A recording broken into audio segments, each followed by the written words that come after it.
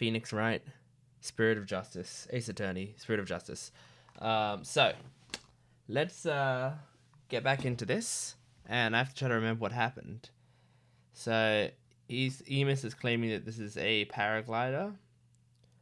Happened to land there. Please calm yourself. However, the fact that the witness was at the Inner Sanctum is crucial testimony indeed. And it certainly warrants further explication. Therefore, let's continue with more testimony. Alright.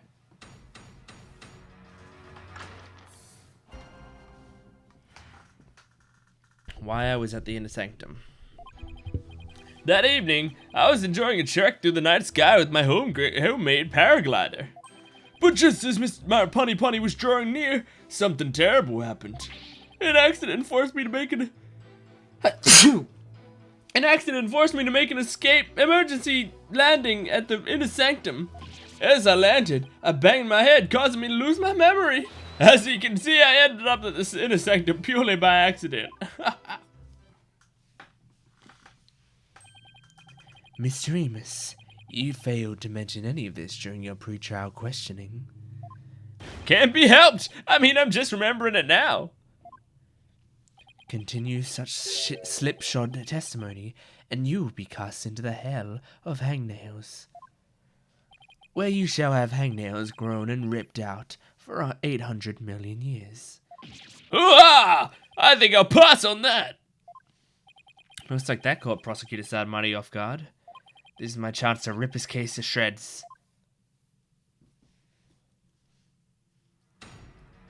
Cross-examination. Okay. I didn't immediately... I mean, it all sounded bullshit, but I don't know. I didn't see anything immediate.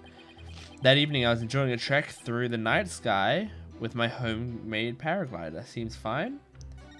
But just as Mount Pony was drawing near, something terrible happened. An accident forced me to make an emergency landing at the Inner Sanctum. As I landed, I banged my head, causing me to lose my memory. So you see, I ended up at the Inner Sanctum purely by accident. Okay, let's start pressing and see if we can get some more information on all of these. So, enjoying a trek through the night sky with my homemade paraglider. You were enjoying a trek through the night sky with your homemade paraglider? You didn't go to pray? A devout Kuranist like me can pray anyway, even while flying through the sky. But I wouldn't recommend you try it. You're bound to end up dead.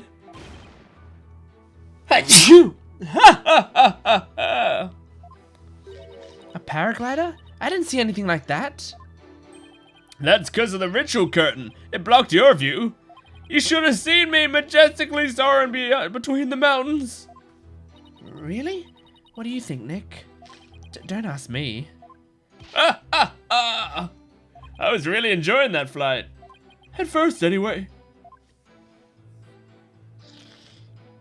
But just as Mount Pony was drawing near, something terrible happened. Something terrible happened? I realized earlier, like yesterday, that Phoenix Wright is Sam Riegel. And Sam Riegel's in Critical Role. I listen to Sam Riegel's voice like every day because I watch Critical Role every day, basically. And so now, I can't help but hear Phoenix Wright. I'm just hearing Sam Riegel's voice now. Something terrible happened? Exactly. And when I say terrible, I mean terrible. What? Was there something unexpected near Mount Pony? What was it again? Wait, you don't remember? Let's just say it was terrible. An accident forced me to make an emergency landing at the Inner Sanctum. What exactly was this accident you had? Good question. Now, what was it again? Wind? Oh yeah, it was the wind. Not just any wind, but a sudden gale force wind made me lose control. The wind was strong enough to make you lose control? You got that right. Okay then. Please add that to your testimony. Good, okay, useful. Gale force winds came out of nowhere, so I made an emergency landing at the Sanctum. Do I have any information that goes against that? Because I think...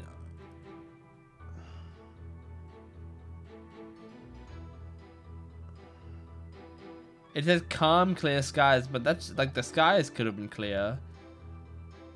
and yet it's fine. Alright, let's press again. Had the wind been blowing the whole time around the mountains? Yep, just the right amount of wind for paragliding. So that sudden gale force wind was a real shocker. I see. So a decent wind had been blowing until then. Right. A paraglider is not much use without a decent wind. Interesting. Phoenix was very curious about the fact that there was a decent wind the entire time. Is there something that disproves there being a decent wind? Because, like,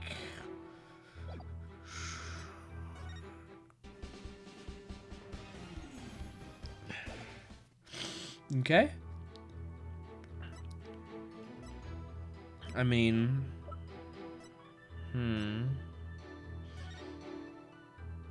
it was already stained red.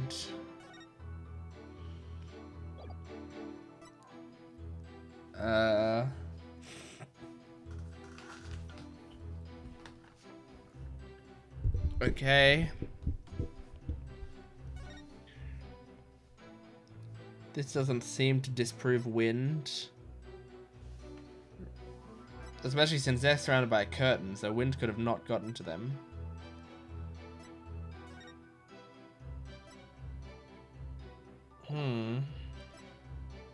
I don't know.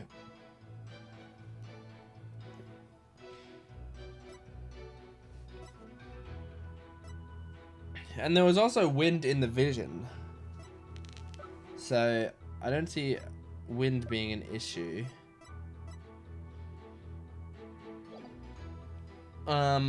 Anyway, let's just keep pressing for now. Where at the Inner Sanctum did you land? That's easy, where the paraglider ended up. I guess that makes sense. So, outside the ritual curtain on the side where the moonlight shadows were cast. Okay. But right as I landed, I hit my head on a rock. I lost both my consciousness and my memory. Something seriously wrong with this guy. Okay. Ended up at the Inner Sanctum purely by accident. You're lucky to be alive after an accident like that. Yeah, I'm just a lucky kind of guy. It's times like these that separate the men from the boys. Wow, I'd say you were incredibly lucky. Almost miraculously so. If you got something to say, just say it. Alright, Mr. Emus. It wasn't an accident, was it? You landed at the Inner Sanctum on purpose. What the? No, it was an accident, I'm telling you. You don't even have any proof, so stop making things up about me. His testimony's like a moving target. Okay, Nick. Time for some evidence. You know, really grab him by the scruff of his neck. One thing at a time, Maya. First I have to find an inconsistency. But where there's constantly changing testimony, there are bound to be discrepancies and other issues. Okay. So the most likely thing is to press this, where he changed to gale force winds came out of nowhere.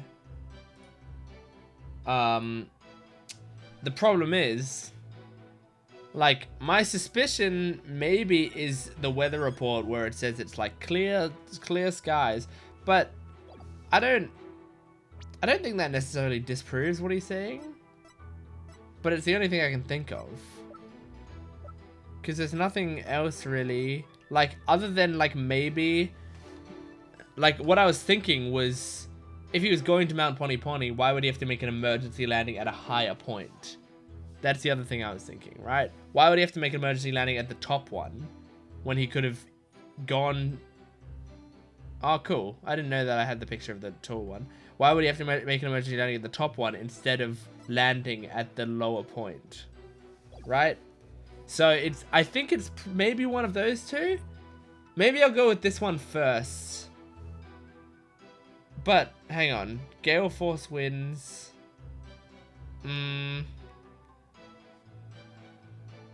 Oh,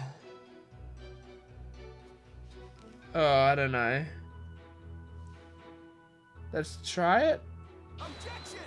Nope. Nope. No. I only have 1 life left. Oh no, I only have 1 life left now. Oh, I feel dumb. Well. Huh?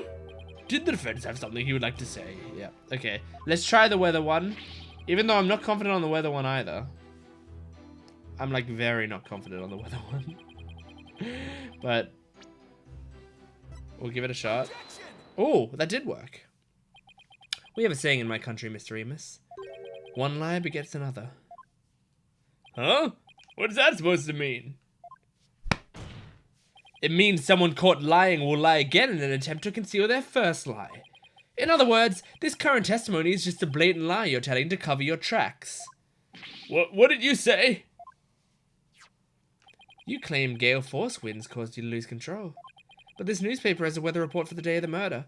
It says, the area around the Inner Sanctum will enjoy calm, clear skies today. Okay, I thought that was only referring to the clouds. Right. But I guess I don't know much about weather.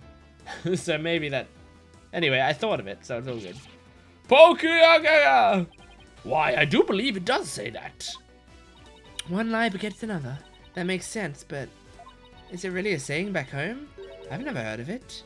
Yeah, I kind of made that one up. Did you? It is kind of a saying. For real? Your Majesty. The witness's testimony contains another flaw, one that's even more fatal to his cause. More fatal, you say? The defense will explain himself at once. Mr. Remus claims he was flying around the Inner Sanctum with his paraglider, but it would have been impossible to get all the way up there without any wind. Why, yes, I believe you're right. But we know the witness was at the Inner Sanctum, so... Mr. Remus, how did you get there, and from where?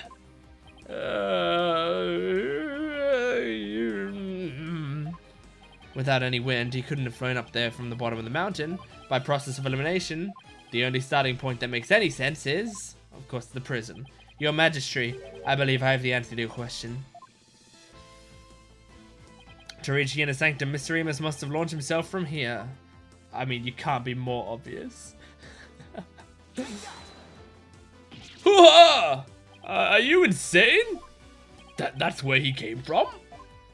If you couldn't have come from below, then the only other option is from above. So you see, Anonymous came from Royal Penitentiary number 4. From there, he could have easily reached the Inner Sanctum by parachute. And that means he might also have killed the High Priest. What? Mr. Remus, were you the third party at the Inner Sanctum?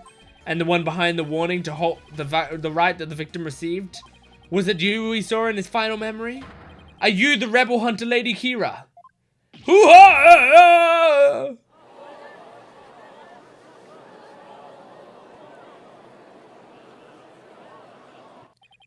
Hey, Mr. Prosecutor, sir, help me out here.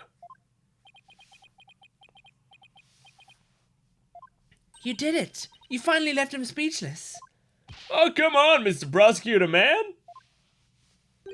Quiet, you fool. You should use this time to prepare yourself for what is to come. For a fate far worse than hangnail hell awaits you now. Well done, defense. I must concede this point to you. The witness did, in fact, descend to the Inner Sanctum from Royal Penitentiary number 4. Huh? He didn't even put up a fight this time. That's awfully generous of him. But if you are as perceptive as you seem, then surely you've already figured out the riddle. The riddle of Anonymous's true identity. Oh, his true identity? Not sure I know quite yet, but I guess I'll have to answer with something. It would seem I am the only one still in the dark here. Would the defense care to enlighten me? Who is this man we've been calling Anonymous? The witness's true identity is probably the guy who escaped, huh? Is this really him? Only now do you realize the truth. Well, please do share with us your belated insight. What's wrong, Nick? Why are you holding back? Because this isn't going to be very helpful to our case. Really? Are you sure? Unfortunately, I've got no other choice. That scruffy beard and shaggy mane completely threw me off. But it's all becoming clear now. The nighttime base jump from the mountaintop prison. The precision landing at the Inner Sanctum using only a homemade parachute.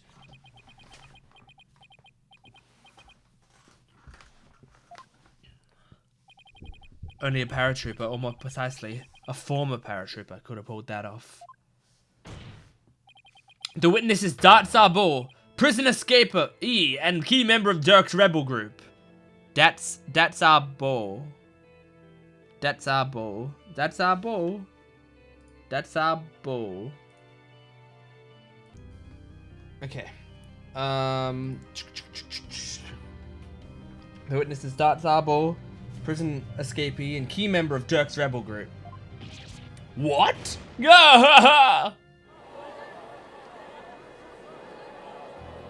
That's our boy. Is it supposed to be like that's our boy? The witness is an escaped prisoner? Precisely. The police have been scouring every corner of the city to no avail. Meanwhile, here he was under our noses the entire time. Ha-ha! Didn't think anyone would see through my clever disguise. But the witness's charade is not all that has been shattered. Is it, defense?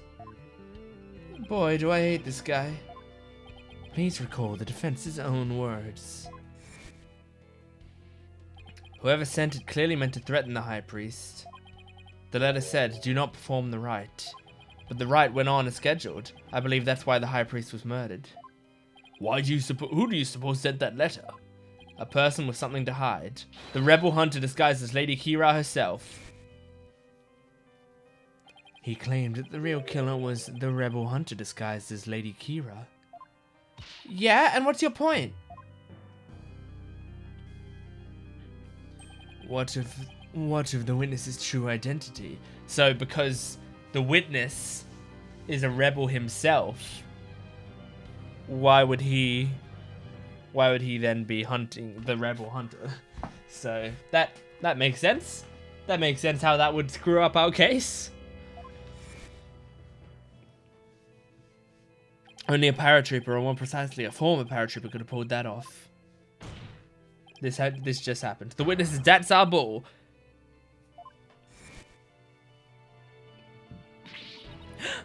Oh no. He is a rebel and an escaped prisoner. He could not possibly have been Lady Kira, mortal enemy of the rebels.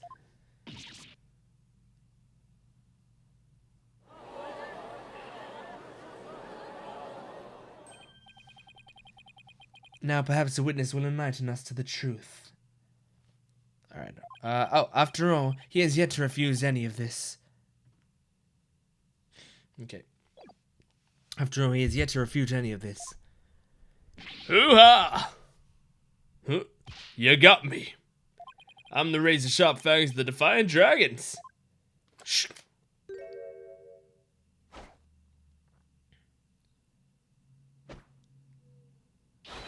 That's our bull. I expected him to rip off his beard and stuff. When did you get your memory back? Oh, around the time you guys were talking about there being no wind. But you gotta give me credit for making up that testimony off the top of my head. Are you prepared to tell us the truth now? Well, it's true I parachuted down to the Inner Sanctum. But I banged my head on impact and ended up unconscious outside the ritual curtain. In short, all my eyewitness testimony was a big fat lie. A big fat lie? Oh, and by the way, long time no see, UT. Wait, they know each other? Your Majesty, this filthy rebel belongs in a jail cell. Oh, yes, of course. Bailiff, seize him at once. Seems you really had forgotten the will of the dragon, huh, Yudi? But I haven't. And no dogs of the Garen regime are gonna lay a finger on me. Huh, alley-oop!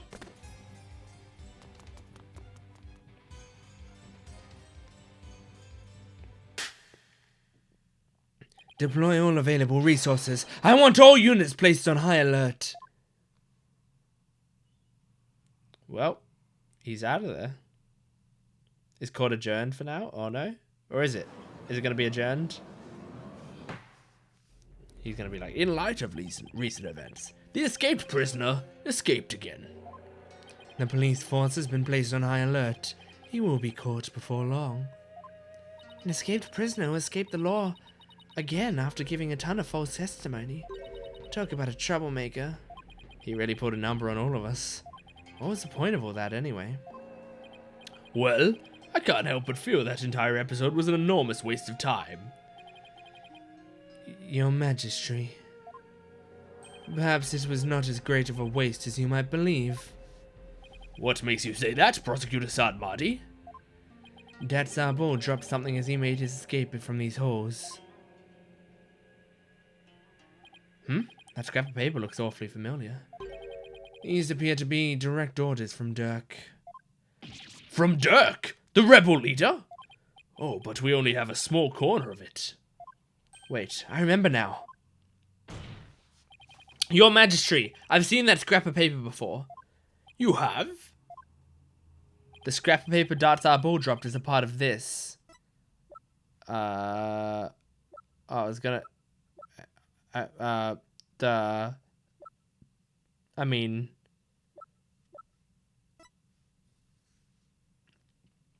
I thought that, but that doesn't have a scrap missing, right? Am I dumb? It's not of that. It's not of that. I don't think it's of that, because that's all fully intact as well. That's intact. I mean, the only thing that makes sense is this, right? Take that. And this is? I found it at the scene of the crime. It appears to be a copy of the order that Mr. Arbel dropped. If we put the two together, we should be able to read what the order says. Right, okay. Oh my! And just what does it say, Mr. Wright? I don't know. You tell me. I can't read Kuranese. Ah, Prosecutor Sadmadi, if you please. The ignorant lawyer has not bothered to learn our language. Very well, then. Shh!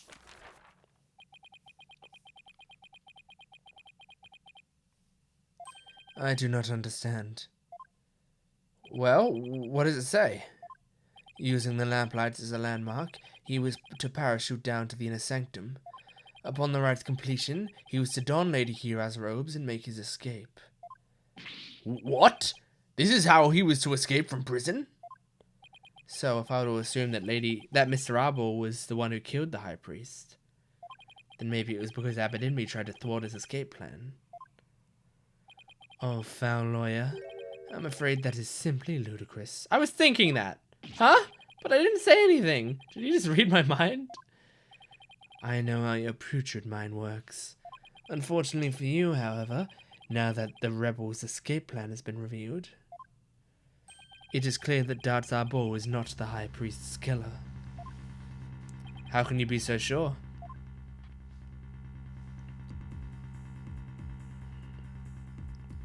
If only you would use that putrid brain of yours every once in a while. Dat Sabo could not have worked without the help of a certain individual. What do you mean? I am speaking of Abedinmi, of course. Had Dat Sabo simply donned Lady Hira's robes and made his escape alone, he would have been far too conspicuous. But were he by the High Priest's side, the faithful citizens praying in the plaza would have had no cause to suspect anything. It is, therefore, unthinkable that Dat Sabo was the High Priest's killer. Ah! So then, you're saying the High Priest was a... Oh, I cannot bear to say it. I am afraid it is so. He numbered among the rebels who threaten our kingdom. How could this be? The High Priest? A rebel? There must be some kind of mistake. Satura! I don't know exactly what he's saying there, but whatever it is, I like it. Satura! Accept the truth. It is the only way. And that goes double for you, Defense. Cease your futile battle. Now. And why should I? Because I will now put the final nail in the coffin of the accused. Now that we have eliminated Datsarbol from our list of suspects, there is only one person that still remains. The accused, Maya Fey. Hold it right there. Aren't you forgetting something important? Something important? Please do explain, Defense. We can't end this trial without looking into... Okay, so the murder weapon's gone. So that's important. The arrow doesn't seem important. The third party is important, but I'm not sure if that's what they want me to say. It's either the murder weapon or the third party. In my mind, like, there is a third party there. But I guess what they're saying is that it can't be the third party, I guess, because we're assuming that this is this is the Dats came down in Lady Kira's robes, and then Maya stabbed the priest. That's what we're assuming, right? So the murder weapon's the important one. What about the murder weapon? We haven't found it yet. What does it matter if it has been found or not? The fact remains the victim was killed with it by the accused. I also fail to see how that would be important, Mr. Wright. This, however, is... Okay, let's return to title. I don't want to go through the whole game over screen. Touchscreen, continue. Yes.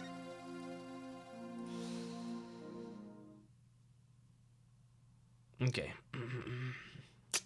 The third party. I'm going with my original gut. I'm talking about the true identity of the Lady Kira we saw in the Seance vision. If that wasn't Datsarbol, then who was it? I guess, yeah, he said he was knocked out, right? So it couldn't have been him. He's gonna be like, it does not matter. That matter has already been resolved. It has? What's he talking about? It is as I have maintained from the start. There was no third party in the Seance vision. Objection!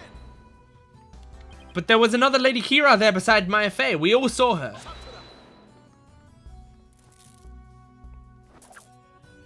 What the? I can't do my finger point.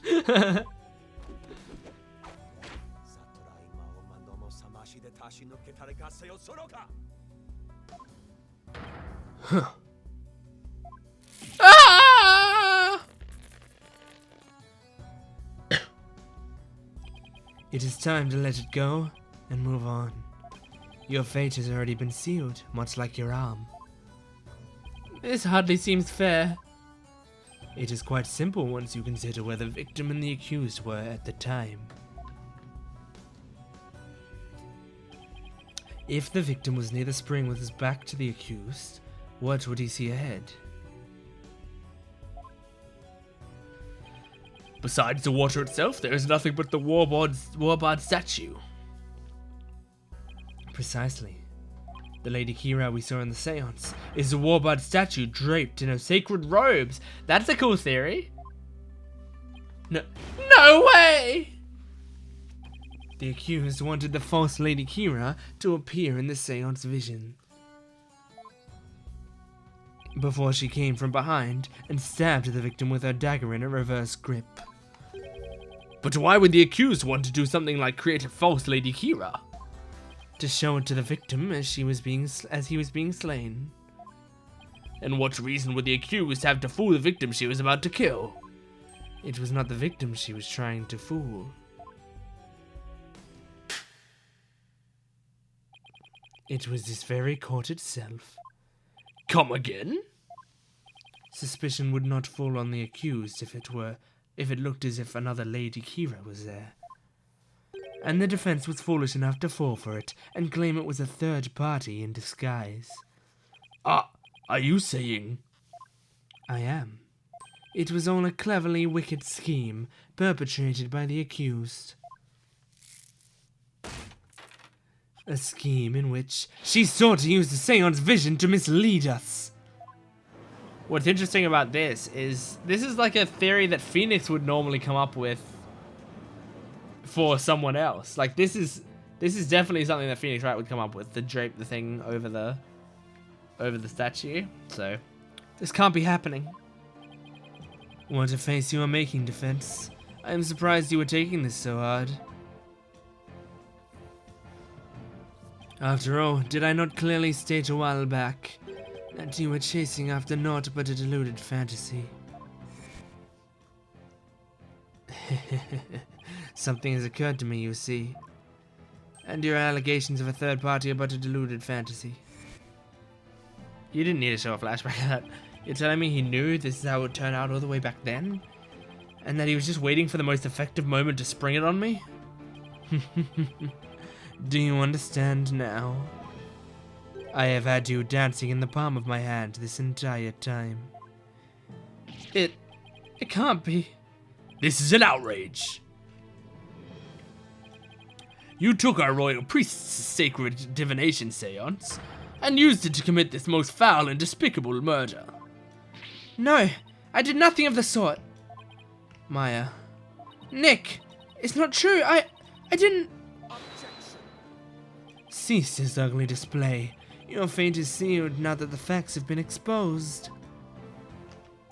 Your Majesty, the time has come to convict this criminal who only seeks to taint this sacred hole. Indeed. It seems this trial is over. Does the defense wish to offer up yet another counter-argument of something? The accused is not the killer. And, here's why.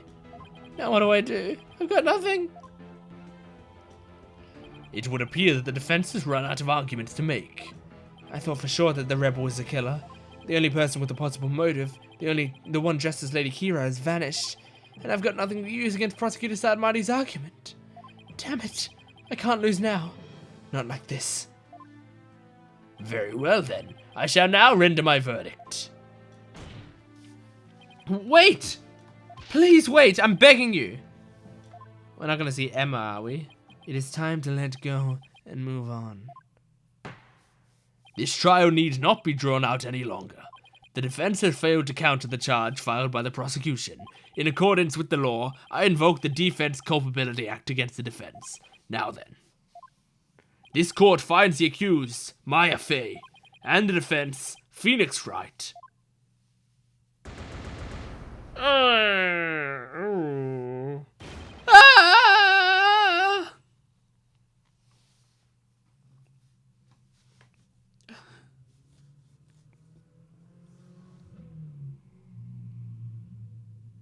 Hold it.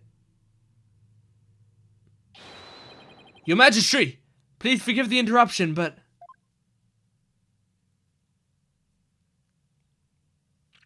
What is the meaning of this? A body has been found. In the Plaza of Devotion, Your Majesty. What's this? A body? A body? What happened now? Really? What the f... And we found this sticking out of the victim. Why, that's Lady Kira's Warbar Dagger. Lady Kira, she's returned from the Twilight Realm once more. She's come to defeat the rebels. Peace! Well, it would seem the dagger that was once lost has now been found. I have one more thing to report, Prosecutor Sadmati. Yes? This dagger.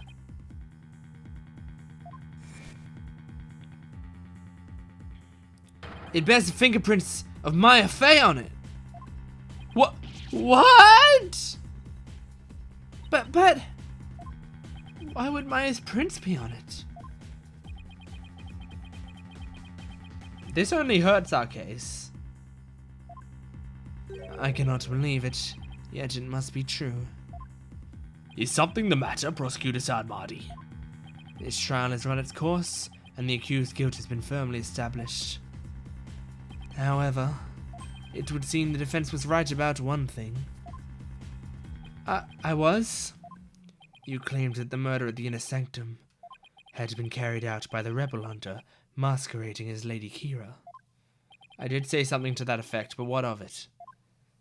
Prosecutor Sadmadi, are you suggesting what I think you are? I believe the true identity of the rebel hunter who has been masquerading as Lady Kira is none other than the accused Maya Fey.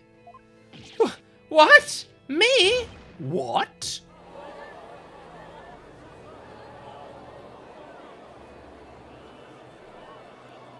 I realize how shocking this must seem. Looking back, however, I now realize there was much that pointed to this fact. The rebel hunting Lady Kira was first sighted about 2 years ago, and the accused first came to our kingdom 2 years ago as well. Why, the timing matches perfectly. But there is more. That warning letter was found in the High Priest's bedroom 3 days before the rite. Despite his house being locked up tight that night. Objection! How does that prove anything? Objection! It is difficult to believe an intruder could have found a way to enter such a secure house. However, the accused was known to come and go freely there. Mainly to prepare for the purification rite. Abbot Inmi was an important figure with a ton of duties, including training acolytes. He was really kind, even to a foreigner like me. He even invited me over to his house when I was between training sessions.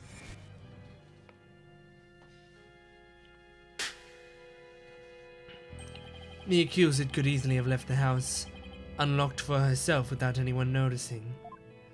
No! Lady Kira's warning, updated in the court record.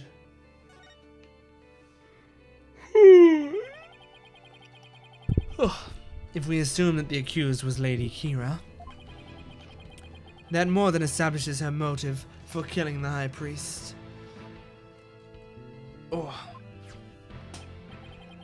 Yes, the victim was secretly an insurgent, bent on helping Datsar Bo escape after all. Precisely. That made him a target of Lady Kira's wrath.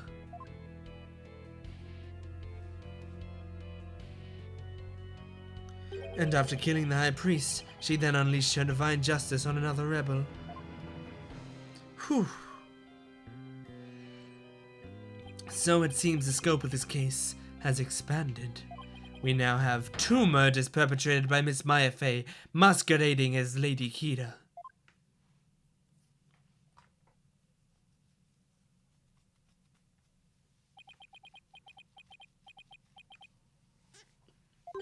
If Miss Fey is indeed a serial killer, it would affect the severity of her punishment. Wow, is this the first time in the Phoenix Wright series where we have a trial continuance because things actually got worse for our client? Like, we were found guilty. And normally it's like then someone comes up and goes, objection! Something big that happened that like throws a spanner in the works and makes it so that it might not actually be the defendant. But in this case, someone came in and went, wait, here's more evidence for the defendant that the defendant is actually much worse than we ever imagined. Oh my gosh. Wow, that's actually a pretty unique spin on the formula, on the Phoenix Wright formula. After how many games? 3 mainline Phoenix Wright games, Apollo Justice, the Dual Destinies, if you count the 2 Miles Edgeworth games, 7 games? I think maybe even the Great Ace Attorney games might have come before this, or at least one of them did. So maybe 8 games, maybe 9. They changed up the formula. Interesting. Although I haven't actually finished the Miles Edgeworth games, and I haven't played Great Ace Attorney games at all, so they might do that in that as well, but who knows. As you wish, Your Majesty. Maya Fey, I hereby charge you with this second murder. May your defiled soul feel the weight of your sins. A new murder charge on top of a guilty verdict.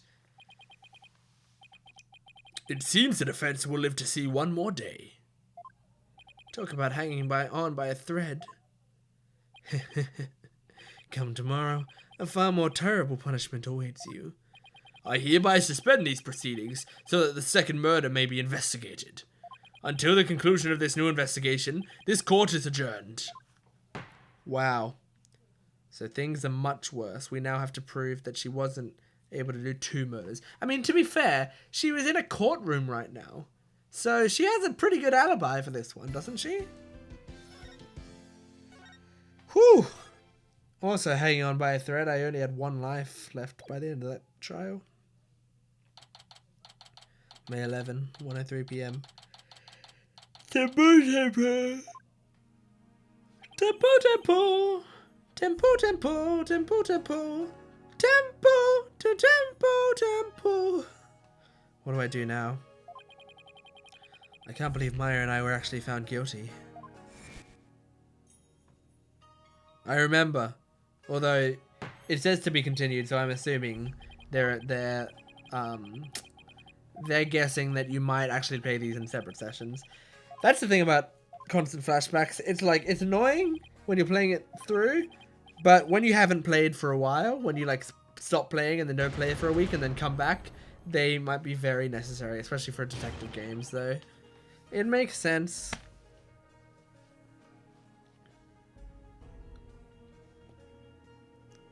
Although I'm trying to skip through it.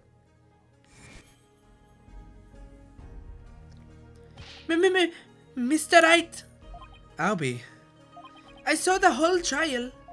What's going to happen to Miss Maya now? I'm worried about that too. But right now...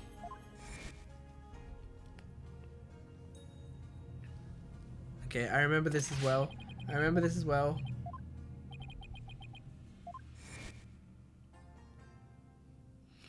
Blah, blah, blah, blah, blah, blah, blah, blah, blah.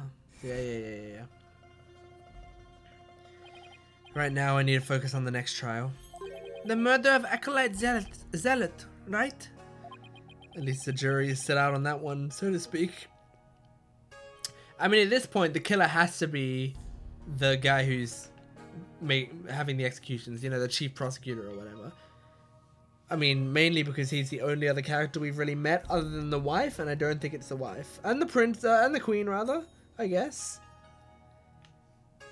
I mean, I would be shocked beyond belief if it was ever Rafa or Albie. That would be the biggest twist imaginable. But I can say almost certainly that it's not them. I mean, it's pretty obvious, like, that the chief prosecutor guy that we met, like, he's got that sort of design. But, hold on. Okay. Alright. Whew. The 2 murders are most likely connected. If I can get to the bottom of Acolyte Zealot's murder, it might give me the ammunition I need to overturn Maya's guilty verdict. Let me help you investigate. I want to assist you in any way I can. I appreciate it, Albie, but we're talking about a murder. Yeah, but it's going to be hard for a foreigner to investigate this on his own. You have a point there. Huh. I wish I knew what to do. Oh, she looks really sad. Huh? Isn't that your benevolence? Princess Rafa? Huh? Oh, it is you again. The dead lawyer walking, guilty of abetting a murder under the Defense Culpability Act. Ah, I see she hasn't lost any of her charm. Why the long face? I thought you'd be glad I was found guilty under the DC Act. Huh. I am in no mood to take joy in your suffering. For I was unable to defeat you, and had to leave the job to others. I failed in my sacred duty as a royal priestess. I guess that answers my question. I remember.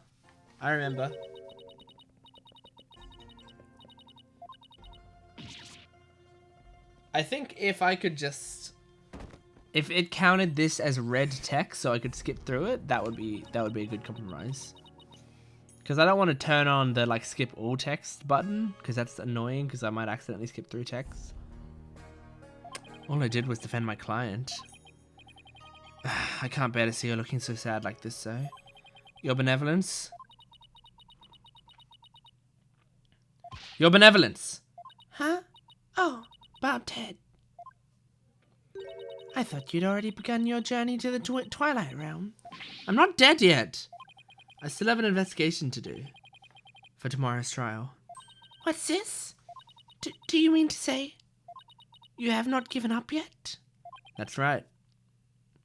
I'm gonna prove Maya innocent tomorrow. But why? Is this a roundabout way of us asking her to come with us and be our partner for this investigation too? Why do you refuse to give up? I cannot fathom such obstinacy.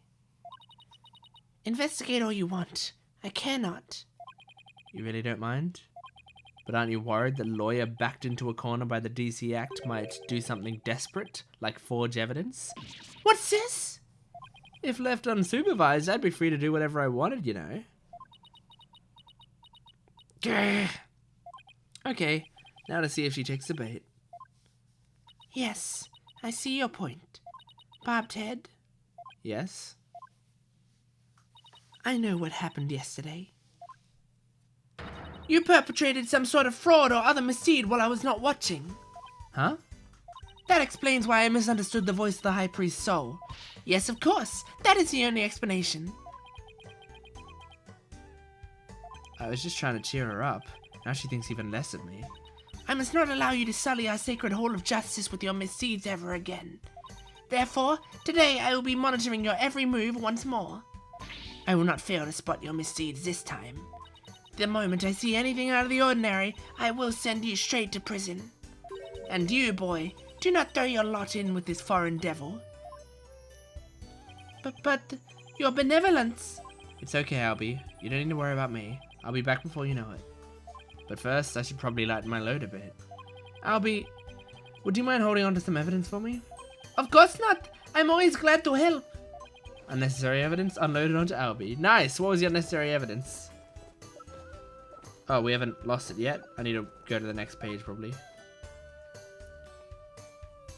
May the Holy Mother's blessings be upon you. There we go. Oh, we lost a lot of it. Nice! Very nice. It cleaned it up a lot. That's good. Now then. The scene of the crime is a logical place to start. If I recall correctly, the body was found at the Plaza of Devotion. Alright. I want to show her some evidence. Show her my attorney's badge. What is that badge you bear? It is a sunflower pin. They're quite popular in my country. Huh. It is rather cute, I must say. Actually, it's just my attorney's badge. Oh? So you mean it would have actually been worth more as a cheap accessory? My profession's worth more than $1.20, you know.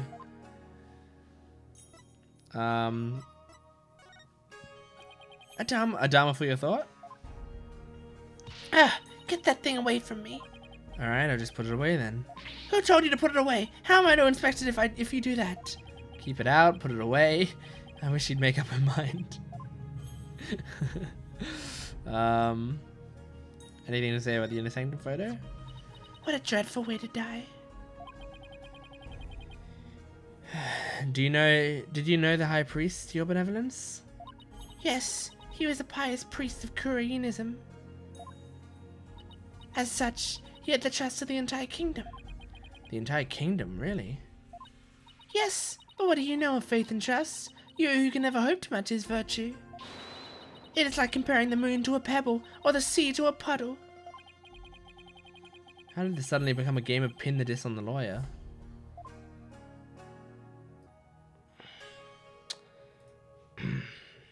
Is there something else I want to present to her? I already presented her the, this thing. Yeah. Even though talking to her is very fun. It is a lot of fun. Well, the Maybe we should save this for next time, or for like next time I play. It'll probably be in the same video, but I think I should do this next time I play so that I don't want to get into a conversation and be halfway through it and then stop playing. So I'll do it next time. Okay, we back. All right, so let me try to remind myself. We just did trial day 1 where Maya was found guilty. Maya and Phoenix were found guilty. And then there was more evidence, so Maya actually is going to do a second trial for a harsher punishment. So we have to somehow now figure out the case of the second trial, and then also try to go back and prove that because of that she must have been innocent from the first trial. And also our girl Rafa here is feeling pretty down because she keeps failing the Holy Mother or whatever. And so we're trying to cheer her up by letting her, you know, be mean to us for a while, because that's what she seems to enjoy doing. How did this suddenly become a game of pin the diss on the lawyer? Alright, I did all the presenting of evidence to her. Her thing's just like what to do and any ideas. Yep, okay. I thought this was where the dead body was, but maybe it isn't. Where is the dead body? Is it at the Plaza of Devotion? Oh, yep. Sure is. Well, this is where the tape is. Died while praying. Looks like the police already finished their investigation. Yeah. To think someone would be killed here, a place devoted to prayer. A body outlined in flowers? Did someone leave them here in memory of the deceased? Huh? And there's something different about the prayer flags today. Is there? As the High Priest Disciple, Acolyte Zealot was utterly devoted to his training. First the High Priest, and now his devoted disciple.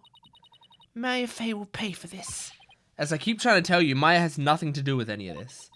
And you can prove this how? What do you think I'm doing here? Gathering dirt and dust for the trial? You and your smart mouth. This is precisely why you and your lawyerly ilk are so reviled. Hey, Mr. Wright. Yeah, I thought it was Emma. Emma? It's that detective from your country again. Ugh! It's the priestess. You seem displeased that I am here. No, don't be silly. Mr. Wright, I'm sorry about what happened to Maya. It's not your fault, Emma. You were just doing your job. And if I had just done mine... Mr. Wright. But it's no use crying over spilled milk. Would you mind telling me what you know about the murder? It's do or die in court tomorrow, and I mean that literally. Gladly. I'll help in any way I can. Remember, I have my eyes on the both of you, so see to it that you commit no misdeeds. Of course not. Huh. You're talking to a professional here. Alright, there you go. Incident. Let's see, how about starting with an overview of what happened? Sure. The victim is Pure Zealot. Pure Zealot. He was a high priest disciple. His body was discovered around noon today, right after the rite wrapped up. So, during the high priest murder trial? That's right. Apparently, he had been here praying since the day before the rite even started. Talk about serious devotion. Yeah, I barely lasted a few minutes. This is a picture of Mr. Zealot's body. Wait, so he could have been dead for a long time, because he would have just been in the same position. Interesting. That dagger in its upper back looks like it would have been particularly painful. Huh? Is that a tattoo on the back of his neck? It's peach-shaped? Everyone started leaving when the praying was finally done, but the victim remained bent over in prayer, and when they went over to check on him, they discovered he was dead, right? Crime photo zealot added to the court record. Yes, the estimated time of death is May 9, sometime between the start of the rite and the discovery of the high priest's body. In other words, we believe the crime took place during the purification rite. gosh, that's such a cute sprite. And the murder weapon was the same ceremonial dagger that killed the High Priest. I think, you know, I liked Emma, you know, a decent amount. But I think in 3D, she's just so great. It's like her model was made for 3D. Like, she exists purely for 3D. Although, I guess maybe she... yeah, I guess because she wasn't so as iconic in 2D. Like, Maya... We had 3 full games of Maya in 2D. And then she switched to 3D. This, at least, like, we only had a bit of Emma here and there. And then she's made the switch to 3D. So they didn't feel the need to make it. But then again, as I said, I'm warming up to the Maya model. I think the Maya model is great, so... Oh well. And the murder weapon was the same ceremonial dagger that killed the High Priest. The prosecution believes Maya came down the stairs after killing the High Priest. And then stabbed Mrs. Zealot with the same dagger. Circumstantial evidence does point to Maya, but what about the cause of death? He apparently died instantly from the dagger that was left thrust into his upper back. Here's the autopsy report.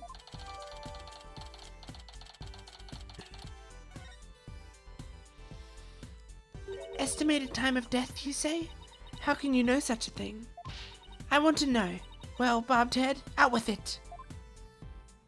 Oh, so the princess of the Spirit Medium King is interested in forensic science? Huh. I have no interest in science, forensic or otherwise. Nevertheless, I will someday be queen. As such, it would be wise to know what silly things the common folk believe in. There's nothing silly about it. I'll have you know, even Prosecutor Sad Marty holds forensics in high regard. Does he? Huh. Perhaps I should not underestimate the power of science.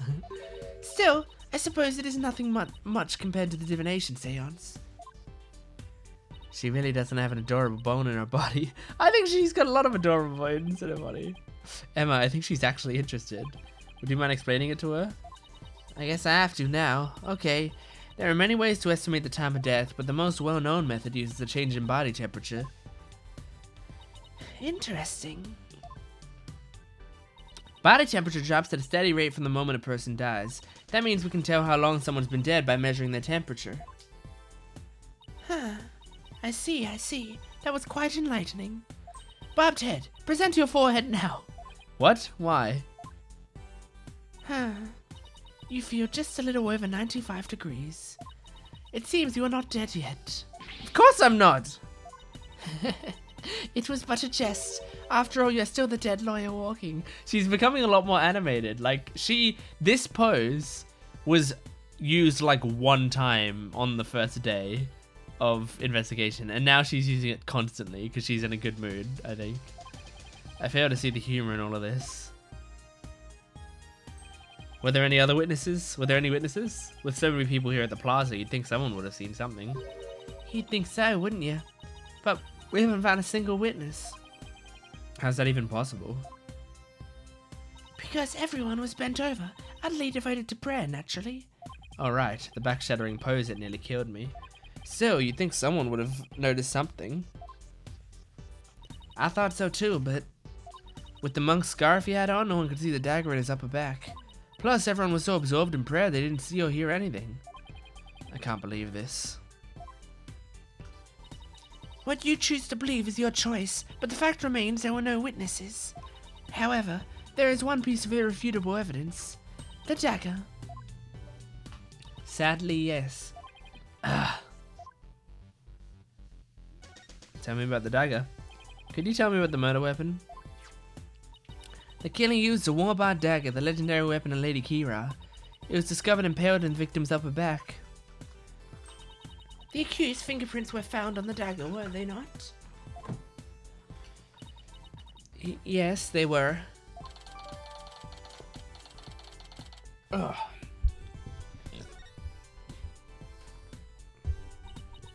With such irrefutable evidence, there is no questioning the accuser's guilt. Not so fast. What about a motive? Maya had no reason to kill Acolyte Zealot. What do the police think about this matter? Yes, this is important. Maya had no reason to kill Acolyte Zealot. So you say. But let us now hear what the police think about the matter.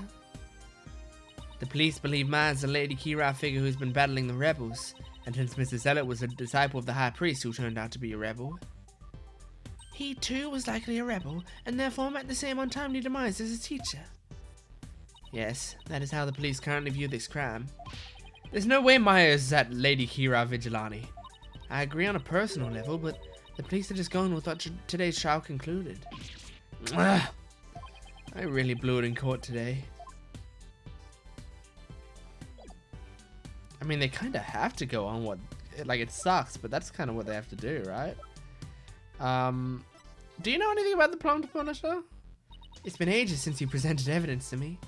Remember when we worked on that one case together? I seem to recall a thin layer of fingerprint powder on every... Oh, wait. I have seen this. I've read this. Man's fingerprints were found on the dagger that was used in the murder. The police are therefore investigating her as their prime suspect. This evidence is irrefutable with no room for argument. I really don't want to treat Maya as a suspect, but based on the evidence and police reports I received so far, it's not looking good. Not good. More like, how could it get any worse? Alright, let's do some examining. Acolyte Zealot died bent over in prayer. There's no trace of blood on the ground though. The fact that there's so little bleeding could mean it was a single stab to a vital point. Not that that would have been very difficult considering the position he was in.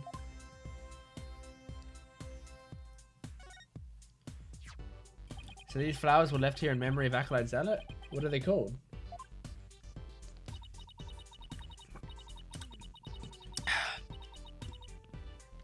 They are known as Namanda, and they are given to express sorrow when a life is lost. It seems offering flower in memory of the dead is a universal practice. Namanda. Interesting. I wonder why that's evidence. This mat? Acolyte Zealot was killed in a prayer pose. With his head bent over like that, the last thing he saw must have been this rug. It is a prayer rug woven by devout monks. May the Holy Mother's blessing be upon this departed soul. It's strange that there are no bloodstains though. Huh. Perhaps it was so cold his blood froze, or perhaps it was absorbed by his vestment. It is pretty cold. Maybe the blood really did just freeze inside his body. Jeez. Albie said these are called prayer flags, and the prayers written on them are carried throughout the kingdom by the wind. Now, if I were to pray for something, it would be for me not to get dragged into only more trouble than I already have been. What about this? This prayer flag looks much newer than the rest. Your benevolence? What does it say here? The dearest wishes of our subjects are written upon these prayer flags. Reading the prayers of others is considered rude. But if you must know... It says, at the usual spot, bring grub, the key too. Huh, that is one of the more direct and practical prayers I have ever seen. I wonder if it's even a prayer. I love it. Okay. That message on the prayer flag seems a little weird, but I think I've seen everything there is to see around here. You have not found or heard anything of particular worth. Are you ready to give up? No, I'm not calling it quits yet. Does it look like you have any hope of winning, Mr. Rat? Emma?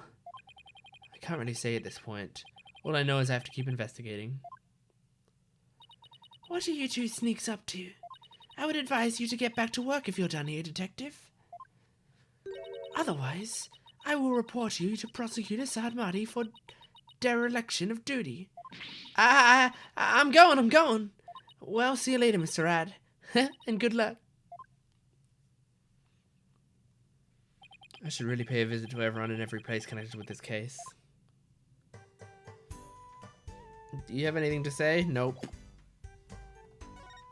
Well, actually, I'm curious to hear your thoughts on this prayer. Adama, for your thought? You don't have anything to say. I was hoping she would have something interesting to say about that. Alright, let's go to the Inner Sanctum and see if there's anything there. I doubt there's anything changed. Right? Like, what would have changed? I've already searched here, but it never hurts to take another look around. That's the game telling me that there's nothing. Okay, let's try the High Priest's house. We might meet up with Belieb. Yeah, there she is.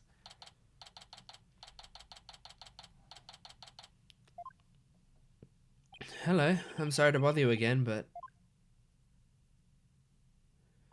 Oh, it's you. Barbed head! You are not contemplating casting suspicion upon Lady Belieb, are you? She lost her beloved husband, and now Acolyte Zealot, who was like a son to her. Of course, I'm not. But since she was close to both victims, I wanted to hear what she has to say. Very well. And then there's the fact that Lady Kira didn't attack Miss Inme. That probably means she isn't a rebel. Is this about poor Prey? Well, I'm sorry, but I don't think I can talk about that right now. But what about Maya? She's innocent. Maya? I heard she was found guilty. First, my dear husband, and now Prey. Mrs. Inme, you don't really believe that Maya's a killer, do you? I don't know. But that was the verdict, so what else can I believe? What am I to do? The verdict was already reached in your husband's case, but the truth of the matter is yet to be found. How can you be so sure? Because I believe that Maya is innocent. That is all I have right now, my faith in her. So please, help me understand what happened.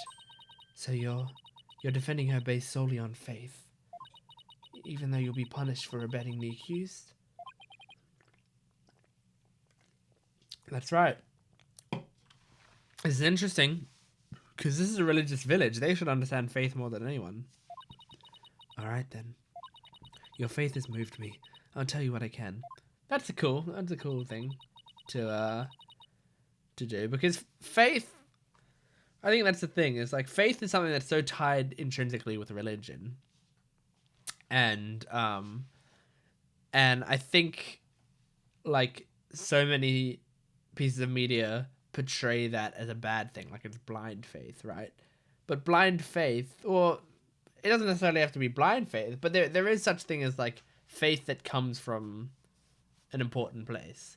And so with Phoenix, it's coming from a place of, I know Maya, I trust Maya. I trust Maya wouldn't do this. That's where my faith is coming from. I have no proof, but that's where my faith is coming from. And so someone like this, Belieb, who's the wife of an important figure in the church, who is also he was also a rebel, so he probably went a lot on what he believed. He had probably very strong beliefs, and she seemed to love him very much, so she probably really liked that side of him, I would think. I would guess. I don't know if she knew he was a rebel or not, but seems like she would have loved his faith a lot, and that's why it would move her. Interesting. Are you sure about this, Lady Belieb?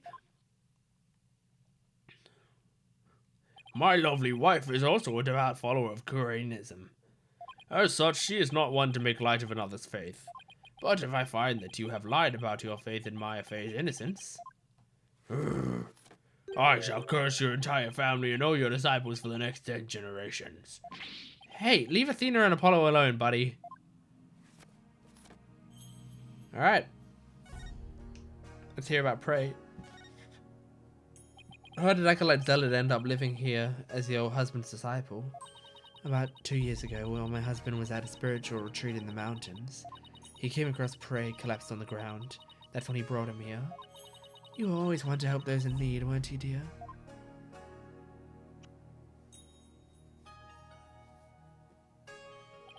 And he'd been living here ever since? About 2 years ago. That's around the same time Maya arrived in Kudain. Yes, he was born in a poor village and had nowhere to call home. My husband felt pity for the boy, so he took him in as his disciple. So, hang on.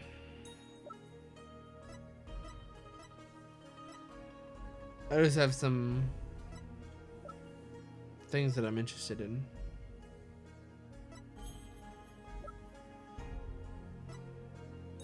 Oh, I forgot we have a to-do list. Even though it doesn't help very much. Oh, wow. So this actually changed as well. Maya's 28! 28! How old was she in the first game? 16? She's 28 now. She's older than me now. I guess she was older than me when I first played the game as well, huh? Goodness great. When did Ace Attorney come out? Ace Attorney release date. 2001. A Space Odyssey. Yeah, she was much older than me. I was 4. 2001. That's wild.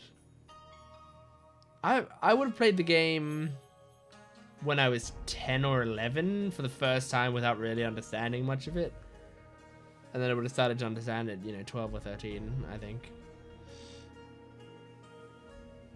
Wow. Crazy stuff. Okay. My husband felt pity for the boy, so he took him in as a disciple. But not only as his disciple, he was like a member of our family too. I see. If this is where Acolyte Zealot lived, there might be something I could learn about him lying around here.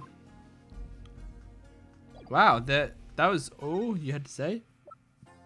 Do you know anything about this? Excuse me. Yes, dear? Mm-hmm, that's right. She's so focused on her husband, she couldn't care less about this. Did you do this? No.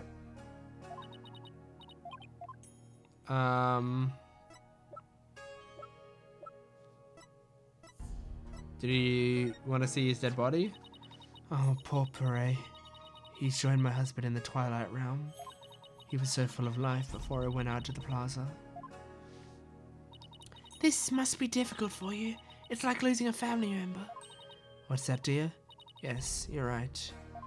I don't know what would have become of me if my husband were not here by my side. Is there anything you can tell me about Acolyte Zealot that might help? He was a kindly young man. Let us leave it at that. Young man? He was older than you. You're 14, aren't you? Yeah, you're 14. He's 21. He's almost a decade older than you. Okay.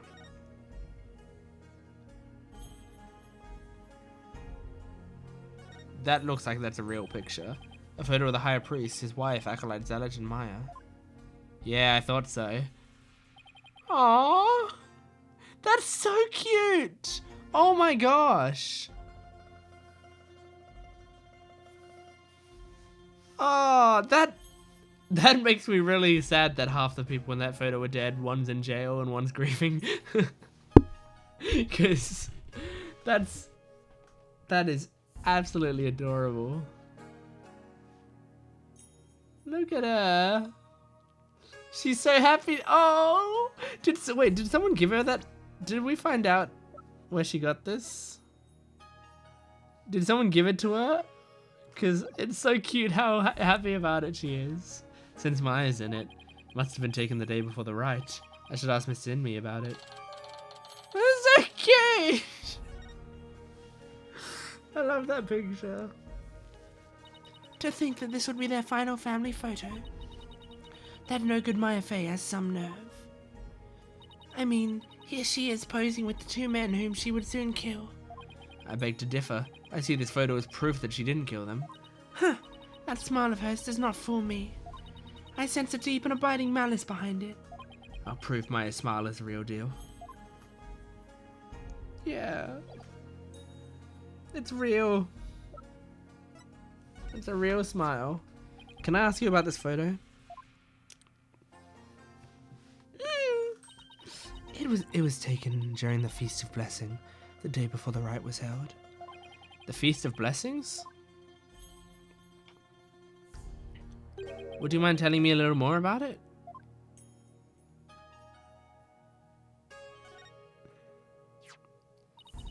This photo was taken during a Feast of Blessings. The Feast of Blessings? Yes, it is forbidden to eat during the days of the rite, so the day before it is performed, we enjoy dishes full of ginkgo, an herb known to strengthen the body and mind. You loved the ginkgo-based dishes I make, didn't you, dear? Ginkgo. I heard you can go 3 days without sleeping after eating some. Yes, but many foreigners don't care for it because of its strong smell. Our customs say that these dishes can only be eaten the day before the purification rite, and only between noon and 3 p.m. That's pretty specific. Is it because the smell is too strong? A very good guess indeed. It is to ensure the smell is gone by the time Lady Hira is welcome the next day. Wow, is it really that strong? Come to think of it, the evening before the murder, an overwhelming odor was all over the town. It was like a cross between garlic and mint. After the Feast of Blessings, Pere went over to the plaza to begin his supplication. I never thought that would be the last time I would see him. What was Maya doing at the time? Shortly after Pere left, she went to the temple to prepare for the rite. I don't know what she did after that. Okay. Good, useful. Thank you very much. So Acolyte Zealot went out to pray the afternoon before the rite, according to the newspaper. On the day before the rite, the plaza was so cold the whole place iced over. Pere always prayed a lot, far more than anyone I've ever known. He was a devout young man whose faith was twice as strong as others. I don't know why, but that's kind of intimidating to me. I thought I'd made some progress by now, but I haven't come across any particular insightful information, even here. You seem disappointed. Mrs. Inme, is there anything else you could tell me? Forgive me, but if I keep thinking about those two any longer... Bobtail. Yes, I understand. Thank you for your help. I'm sorry to have troubled you. We have paid a visit to all the people and places connected with this case. I think it's about time you prepared yourself for the inevitable, don't you? Inevitable. Oops.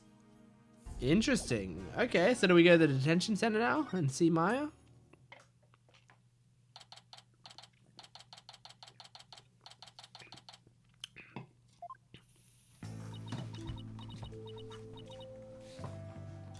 What are you sad about? Maya sure looks tired. I'm so sorry, Maya. I failed to defend you during that trial earlier today. I'm sorry too, Nick. I never meant to get caught up in this whole mess. Even worse, I got you caught up in it too, and you were convicted under that stupid law. Nick, you should really withdraw from this case. Maybe they'll even commute your sentence if you do. I could never abandon you like that. You might not believe me, but I'm gonna pull off a win somehow. It's not like I don't believe in you. It's just... Don't worry. Maybe this extra day in court is a blessing from the Holy Mother. Let's use it to our advantage. We'll turn this trial inside out and upside down. You'll see. Okay. What's Rafa thinking? Is she about to insult us? Is she actually feeling some pity for Maya? You're awfully quiet, Your Benevolence. It is only a matter of time until your executions are carried out. I simply thought I would allow you to a good talk before you depart from this world. Sorry, but we're not giving up yet, and we won't till the bitter end. There is no need to put on a brave face. Your fates were sealed with today's verdict. Worry not of Maya Fey. The Twilight Realm will cleanse the taint from that neophyte practitioner's soul. Then perhaps the Holy Mother may forgive her.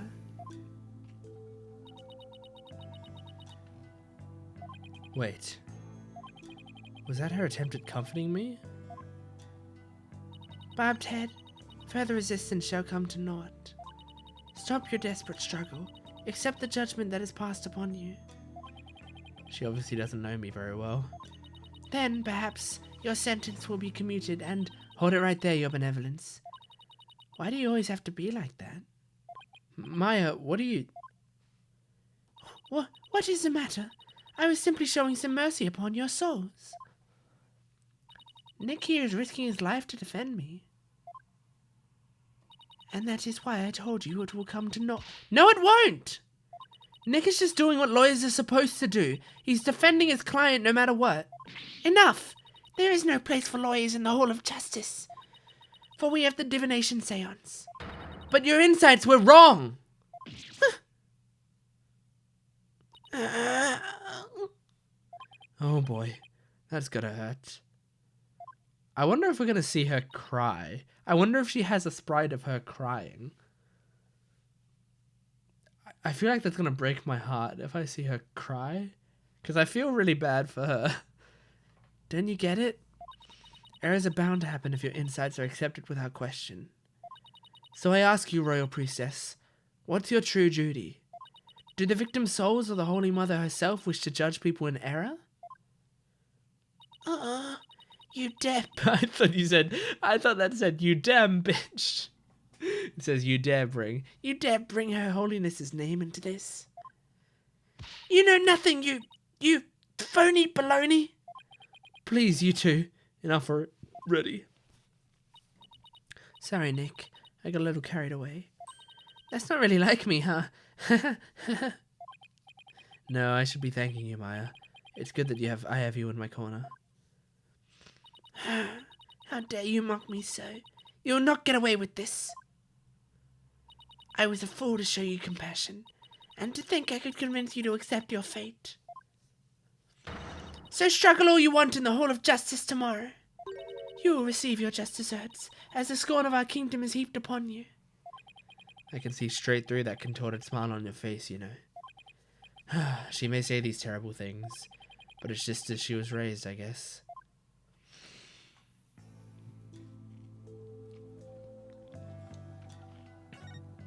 Zealot's murder. Could you try to remember what happened one more time? I've been trying as hard as I can, but I can't remember anything from the middle of the ride onward. Alright. You suddenly felt sleepy and everything after that's a blank. Even so, I didn't kill anyone, and I'm not the one going around dressed like Lady Kira. Although it's kind of cool to think there's a mysterious female vigilante out there. I'm just getting a good stretch in. Right. Praise Zealot. Were you close to Acolyte Zealot?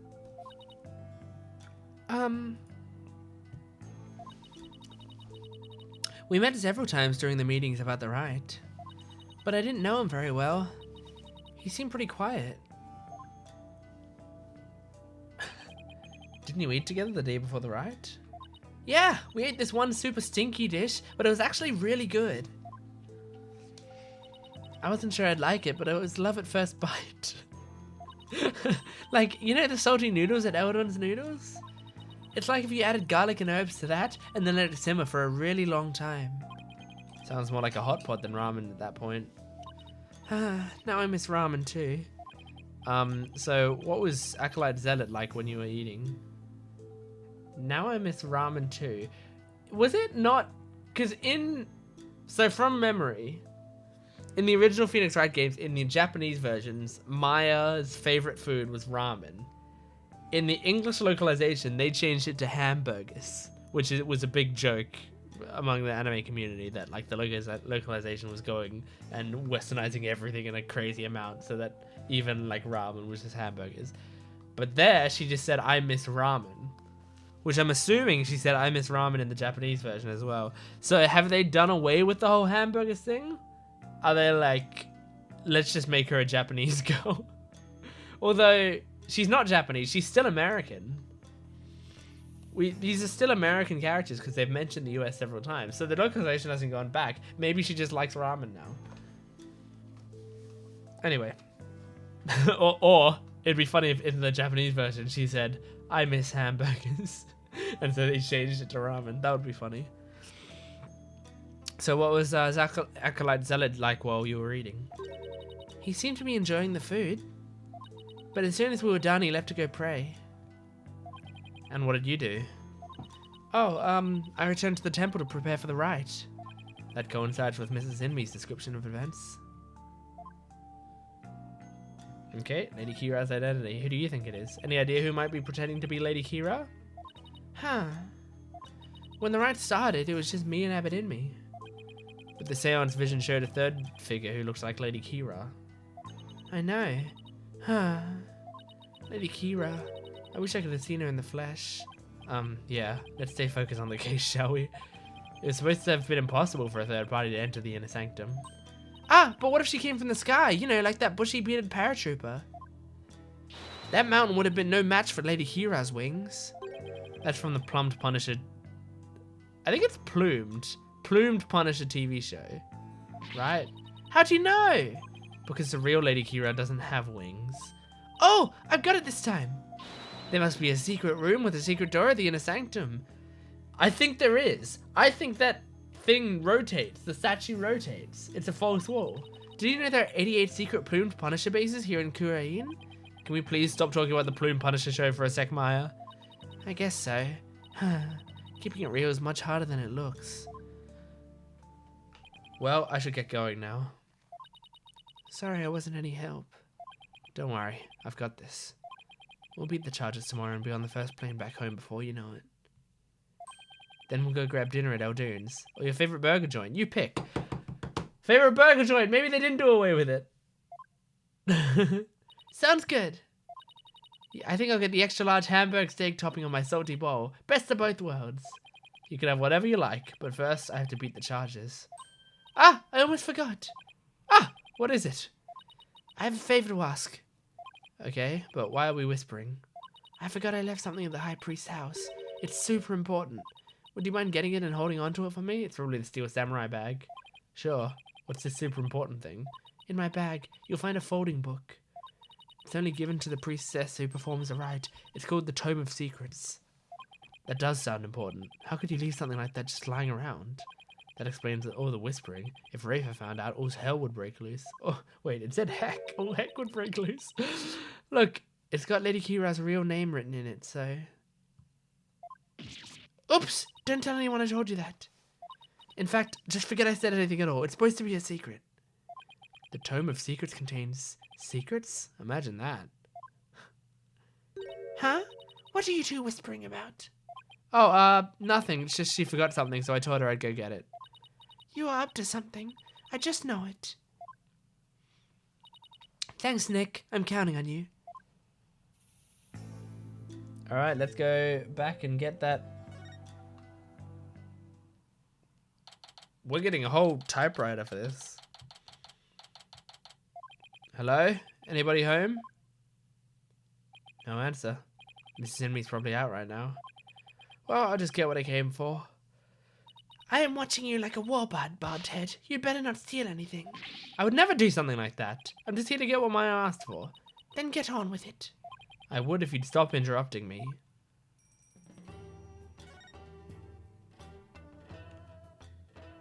Alright, let's get it. Ah, here's Maya's bag. Huh? What is that strange patch on her bag? It's a Steel Samurai. He's the hero of an action hero show back in my country. In my country.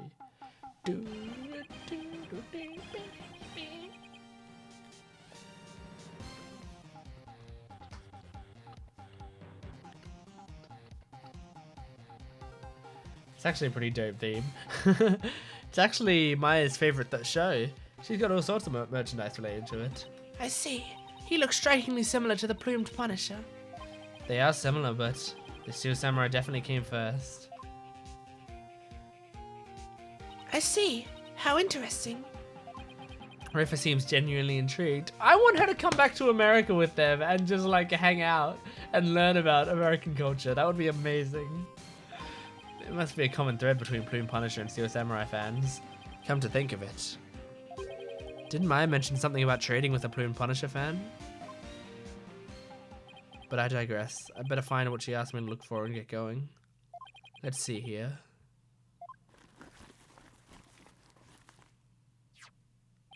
This must be that Tome of Secrets that Maya was talking about. Tome of Secrets added to the court record. Well, Barbed Head, are you finished now? Hold on a sec.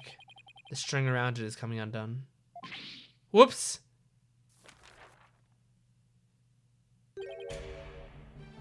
Ah! You You fool! Do not lay your eyes upon it! Put it away, quickly, before we go blind! Relax, my hand just slipped.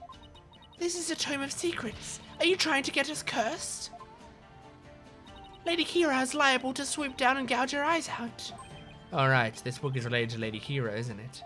Your benevolence, would you mind if I ask you some questions? Huh. She's not happy about it, but she'll answer. This is not something I would normally speak about to an outsider such as you. Well, can't you make an exception? If you insist. Nana! Tell me everything I need to know. What of this folding book? Yes, I see. This very important tome is bestowed upon the priestess in the purification rite. Very important. What's written inside? Yes, I see. Really? Is it alright to reveal that? Your benevolence? Patience! The book contains Lady Kira's true name. Her true name? Is it a name? Is a name really that important? All of a secret? To a Kurnese priestess, a person's name is one of the most important things to know. Is that why you don't bother remembering our name? Because you think that's important? That's why you call us Barbed Head? What's so important about a name? Without a name, a priestess's voice will fail to reach a person's mitama. It is much like trying to send a letter without the recipient's address. A spirit can only be identified once you know the deceased's face and name.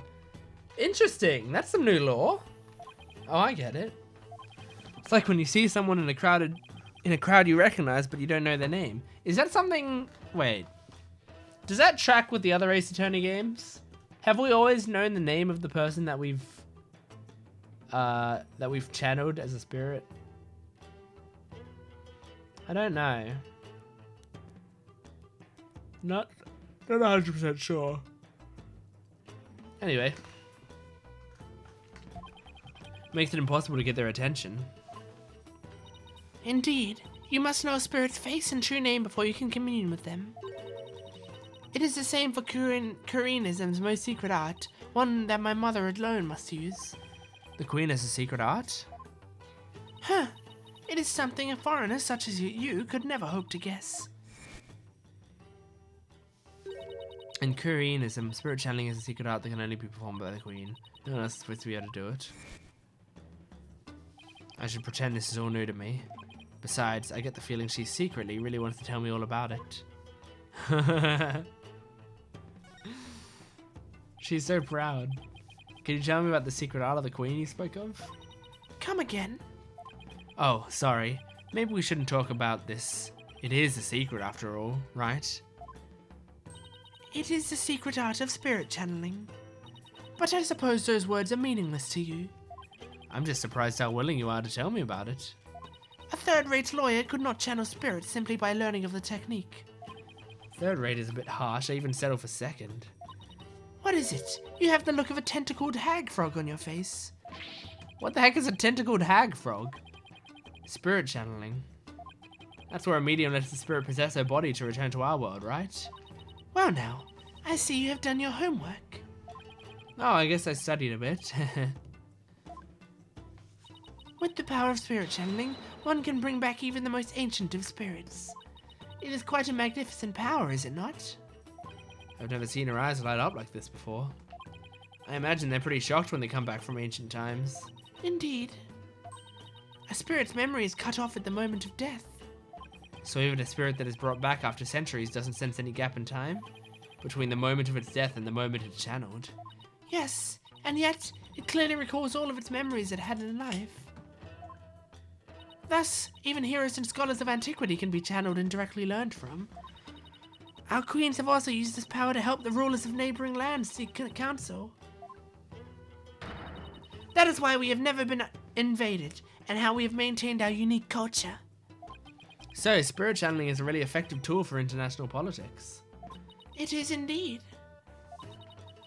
And that is why only those with the power to channel spirits may rule our kingdom.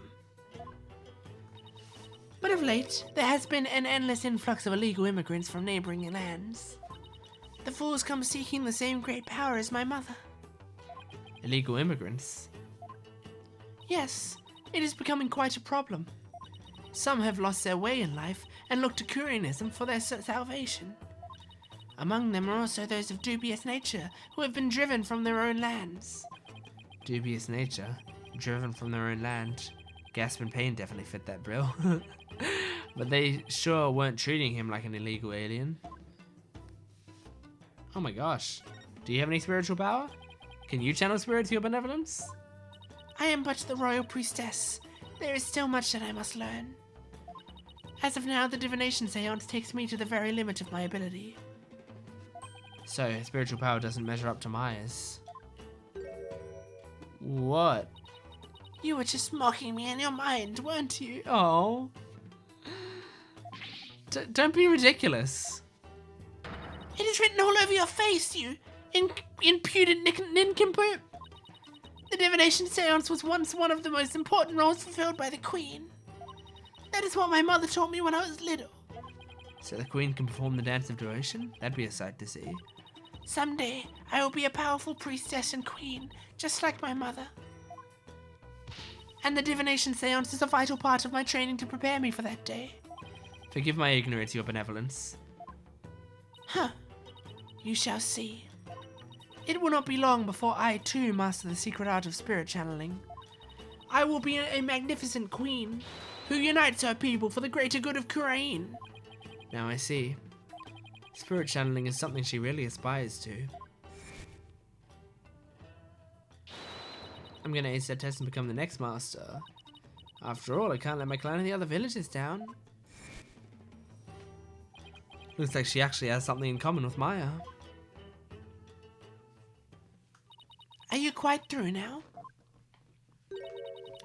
There are more important things to do than stand here and talk about spirit channeling. That's true. It doesn't have anything to do with this case, as far as I can tell. Or does it? If the queen is a spirit medium... Are you about to suggest that my mother was channeling Lady Hira? I guess she saw that one coming. Huh. Lawyers are indeed a witless breed. On the day of the ride, my mother was engaged in other duties at the palace. Of course. My mother is a very busy woman, and the idea itself is preposterous. Do you truly believe the Queen of Kurain would personally battle the insurgents? This is precisely what makes you third rate. Another dead end. This is bad. Anyway, I need to continue looking for leads, so... Over there. After him. Don't let him escape.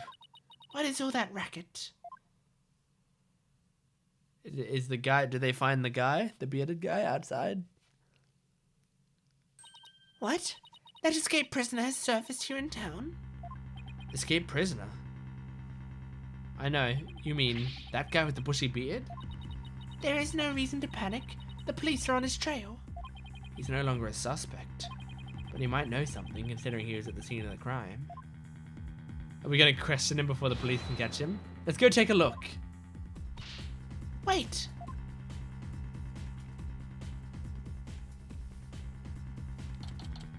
May 11. Kurain Bazaar. Oh, my aching back. I forgot how badly I injured it. Ow, ow, ow. I need to do some stretching and exercise when I get back home. Ah, Mr. Wright. Mr. Wright. Hey, Albie. That's Arbor. Have you seen it? Ow, ow, ow. Are you alright, sir? 1 second. Have you seen an escaped prisoner around here? Oh, so that's why all those police came rushing over here. I heard them saying something about an escaped prisoner disappearing in this area. He disappeared in this area? He couldn't have taken to the air again, could he? Bobtail. I told you to wait. It's too dangerous for you around here, your benevolence. Mr. Arbor could be lurking nearby. What sort of a princess would I be if all it took was an escaped prisoner to frighten me? She's fearless, I'll give her that. I can't be responsible if something happens to you. As long as I'm here, though, I might as well search this area myself. Huh, if I were an escaped prisoner, where would I hide?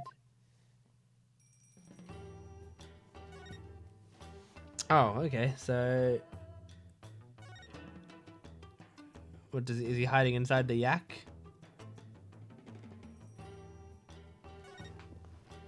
Hey, Albie, what's this cow-like animal? It's a yak. They carry heavy loads and provide milk. They're indispensable partners in our daily lives. Interesting. Hey, they're kind of cute up close. Oh, and they are also prized for their meat. You know, the meat you enjoyed so much last night? Oh, partner must mean something else here. Hello. Look at all these vegetables. Let's see. There's gyanpam, konoro, zabas. They're all freshly picked this morning. I've never heard of any of them. Maybe I'll buy some to see what they taste like. You want some too, Albie? My treat. Lily, thank you, sir. I'll take some of this and this. Oh, and this too. Albie? That's quite a lot you've got there already, don't you think? But this is barely enough for a side dish. I hope I brought enough money. Alright.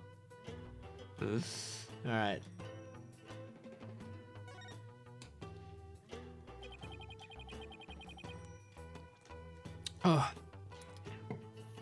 This is a really popular bun shop here in Kurain. Oh, they even sell Magataman. Let's see. 1 Magataman, 15 damas. Wait a second. Albie, weren't you selling them for 20 damas a piece? The extra 5 damas is a service fee. He's quite the shrewd businessman. I mean, that makes sense, right? Even though he did sell them, like, right here. So, that is kind of scummy, but... The gate to Temple. And at the top of those stairs is my home away from home. Just looking at them is making my back ache.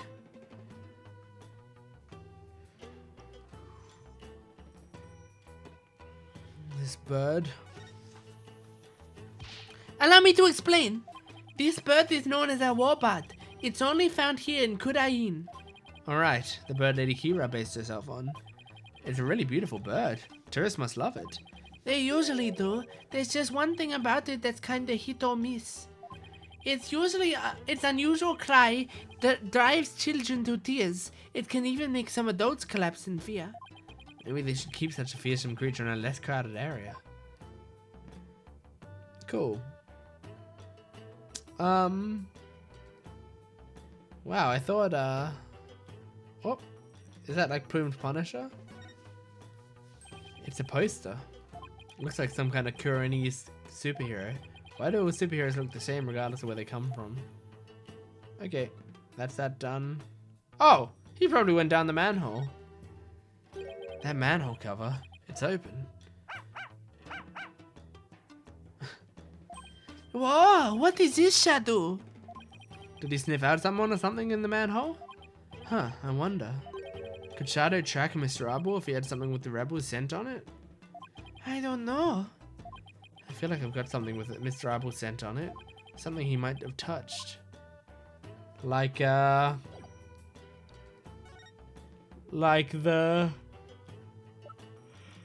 Oh, gosh. Oh, goodness. He might have touched...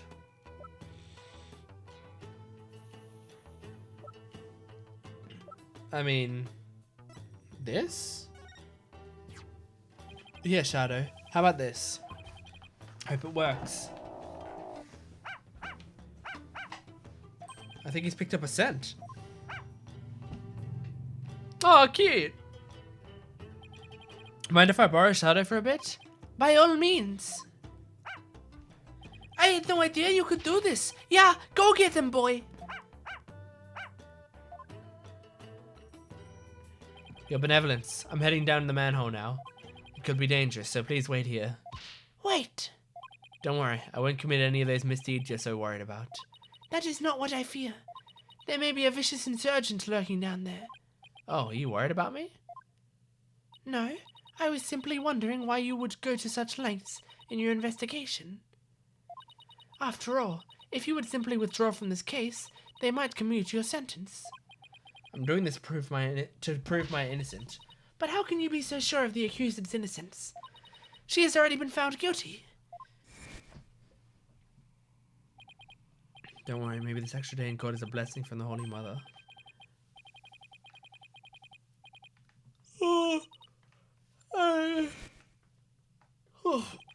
I believe in her.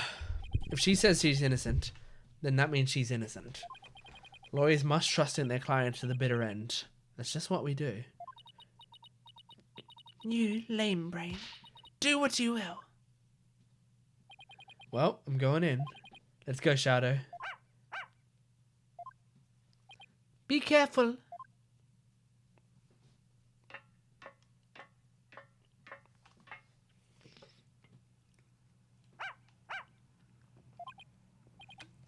Wait, come back. It's pitch black down here. Can't see a thing. Ah! Did someone hit me or did I run into something? Oh. Ow, ow, ow, ow, ow. Oh no, there's a spider there. What happened? I went down into the manhole and then... Ugh, I hated that. Whoa! Oh, you finally came to. Ah, I remember that face anywhere.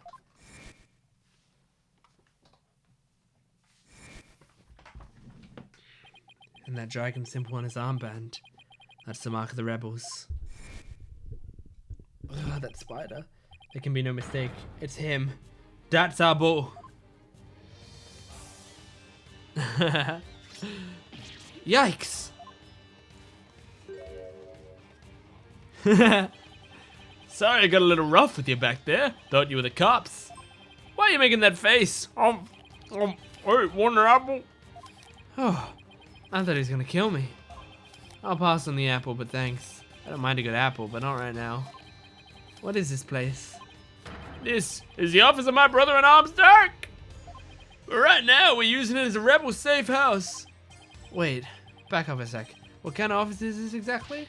A law office, what else? Really? Dirk used to be a lawyer? Yep, just like you. Kurain's public enemy #1 is an ex-lawyer. Didn't see that coming. Whoa, that is pretty crazy. That's okay. This ties into the themes of the game well. But I don't suppose I'll be coming around here anymore. You won't? Are you planning to flee or something? It's just, I want to get out of that rebel business. Tired of being hounded by the cops and all that.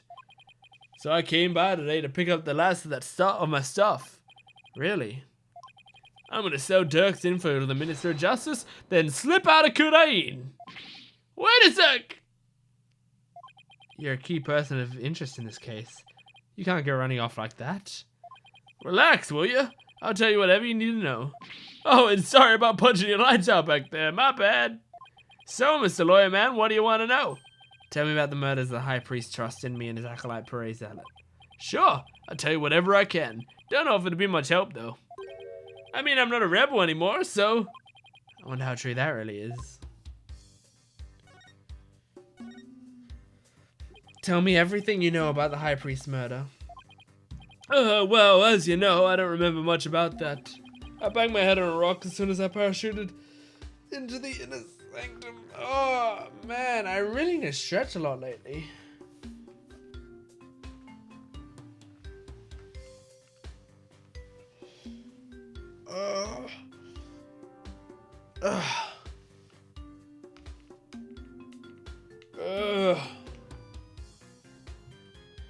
So when I told you I had nothing to do with this murder, I meant it. Okay then, where were you when you came to after banging your head? By the time I came to, it was already dawn. I must have been out cold the whole time. So you didn't see the crime happen at all? You got that right. Then why'd you say you did when you testified? Oh, about that, since I didn't remember a thing. I was afraid I'd seem suspicious, so I came up with that whole story. Does he even realize how much trouble his big fat lie has caused me? Sorry for the trouble. It was definitely my bad. It doesn't seem very sorry to me. So the bottom line is that you were at the scene of the crime but weren't involved in it. Got it. So Dirk used to be a lawyer. Yep, he was a force to be reckoned with back when he was still practicing. He was a juggernaut of the law and as mighty as a dragon. He could strike terror into a prosecutor's heart just by glaring at him. People called it his dragon's glare. He even got criminals to confess and pass out a well-paced glare. You've got to be kidding me. But most important of all, he would never surrender. He'd fight for the accused no matter how the odds were stacked against him. Isn't that what you mean by the will of the dragon? Is that what you mean by the will of the dragon? Yep, that would be it, actually.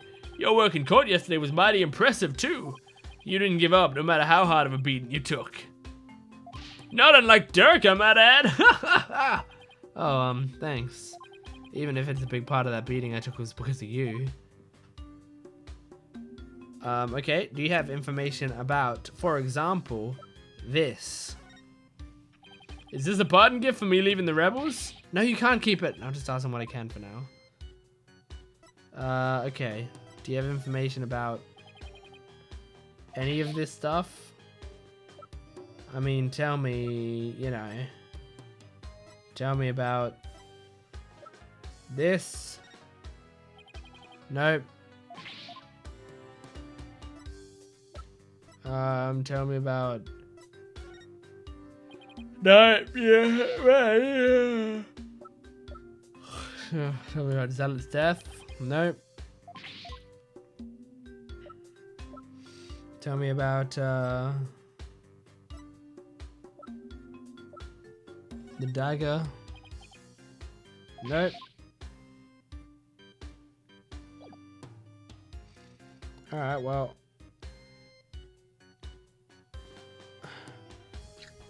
I don't wanna touch that spider, but I just need to see if it's examinable. I hate it. I hate the spider. I just need to see if it's able to be examined when it comes down. Alright, whatever. Okay. Is this a law book? A dragon's mark has been branded into the cover. That's Dirk's law book. Really? The leader of the rebels? That's Dirk? That's right. And that mark of the dragon's the emblem of the rebellion. Huh. The pages in this one section are really dirty. Must be the section on the Defense Culpability Act. Dirk's law book.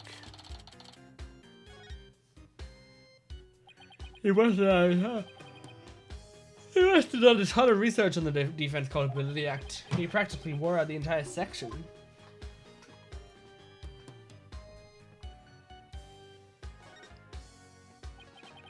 This looks like a photo of Dirk and his compatriots. And here's one that looks really old. Aww.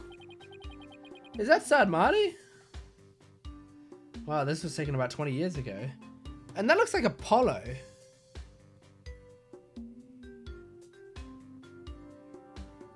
What do we know about Apollo?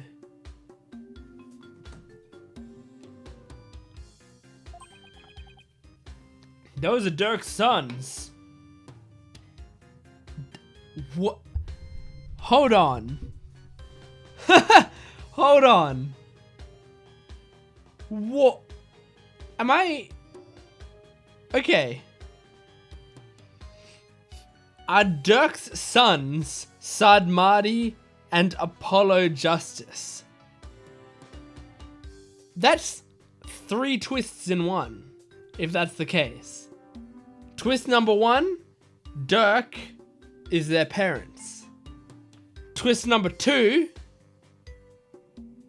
well, I guess 2 of the twists are that, so yeah, twist number 1, Sadmadi's father is Dirk. Twist number 2, Apollo's father is Dirk. Twist number 3, Sadmadi and Apollo are brothers. What? Really? So this is a rebel Dirk in the center. He doesn't look so evil. That's assuming... Look, yeah. I was gonna say, That's assuming that they didn't just go, let's design these characters in whatever way we want. And then they didn't realize that it looked a lot like Apollo and Sadmati. I mean, I knew it was definitely Sadmati. There's no doubt that that's Sadmati. But, like, I could have seen them being like, oh no, this is just a generic guy. And, oh yeah, I guess he looks like Apollo. But the one on the left is Yudi. Oh, but you know him, it's Prosecutor Sadmati. Prosecutor Sadmati's Dirk's son? That he is. Yudi was once a rebel too. He used to really respect his old man. Both as a father and as a lawyer. And why'd he become a prosecutor? Being a lawyer in this kingdom is the same as signing your own death warrant. On account of the Defense Culpability Act, right? Yeah, that's why Yudi decided to be a prosecutor instead. He wanted to spark a revolution from the inside, so he dove right into the enemy's den. I would have never guessed it looking at him now. You can say that again. Dirk is battling to change Kurain's legal system. The will of the dragon spurs him on. We all thought Yudi was taking up the mantle to carry on that will too. We were sure he'd help overthrow Gardan one day, but as you've seen, he now uses the law to do her bidding. Dirk's been beside himself. So he no longer carries the will of the dragon in him, huh? I wonder what happened between his father and his son for them to come to this. What about the other child in the photo? That's Dirk's adopted son, but he's gone back overseas. His name's Apollo. Yes! Apollo. Wait a sec. That bracelet? I didn't see the bracelet! The bracelet's behind the text box. It really is Apollo. He was a rascal, that one, and his voice could shake the entire room. I imagine he's out there raising high hell somewhere. Yes, I'm sure he's doing just fine. Considering how far he's come, Mr. Apple's description really doesn't do Apollo justice. Really doesn't do Apollo justice.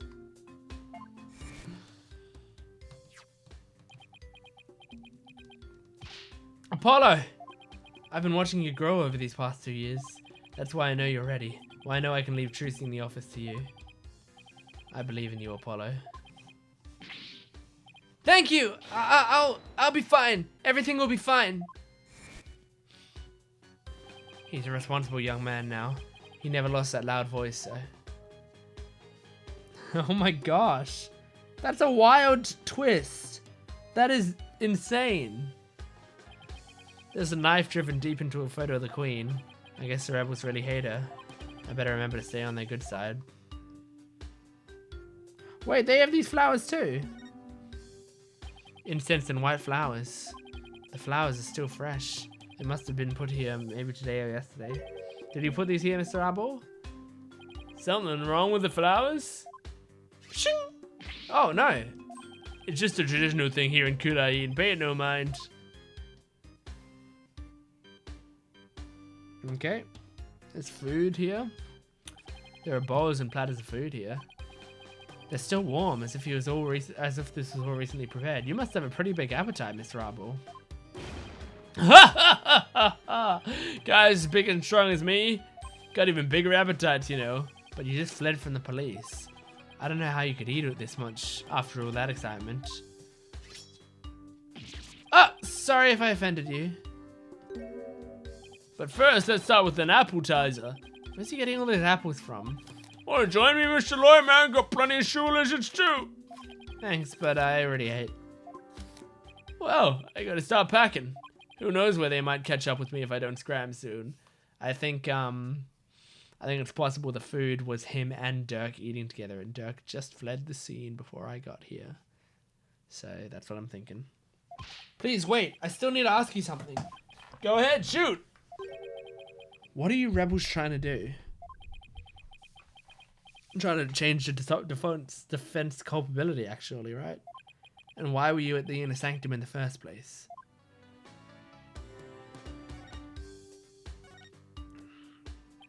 Why were you at the Inner Sanctum on the day of the murder? Or more precisely, what were you trying to do there? I was trying to escape from prison, that's all. But that high priest was a fool for getting taken in by Dirk. He should try hightailing it out of Kurain like I'm doing. Oh, Magatama! 4? Ah, Cyclops. Mr. Apple's hiding something, but I won't know exactly what it is unless I can undo the locks. What exactly are you trying to hide, Mr. Apple? Oh, I'm not hiding anything. No way, no how. I'll just have to use my Magatama on him then.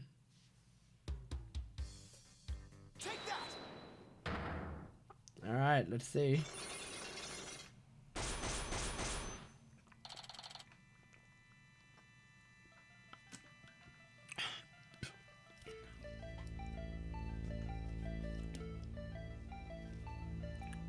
That's the plan. I'm going to ask you again. Why were you at the Inner Sanctum on the day of the murder? Or more precisely, what were you trying to do there? You keep asking, but the answer's still the same. I was trying to escape from prison, that's all. But that high priest was a fool. He fell for Dirk's line and sold his own country out. How can you say such things about him? He helped you escape, didn't he? Don't you even care about what happened to him? Nope. I was getting out of the rebellion anyway. He should have opened his eyes. We never stood a chance against the Gadan regime. Hold on. Do you really believe what you're saying? Didn't the High Priest's death really hurt you on the inside? Like I just said, I couldn't care less about the whole thing. I beg to differ. This wouldn't be here in the room if you didn't feel a thing. Is it this? I heard these flowers are offered in memory of the dead here in Kudain. The High Priest's death hit you hard, so you've been grieving here alone, haven't you? Well? Hee-ho! There's one down. Those flowers don't mean anything. It's just a Kuranese way of saying goodbye. Why hide the fact that you're mourning his death? You're reading into this too much. I told you I'm done with the rebellion. I haven't even heard from Dirk or the rest of them for a few days. And tomorrow I'm planning to kiss this kingdom goodbye. No, I know you've been in contact with the other rebels lately. And how exactly do you plan on proving that? This piece of evidence ties you to the other rebels.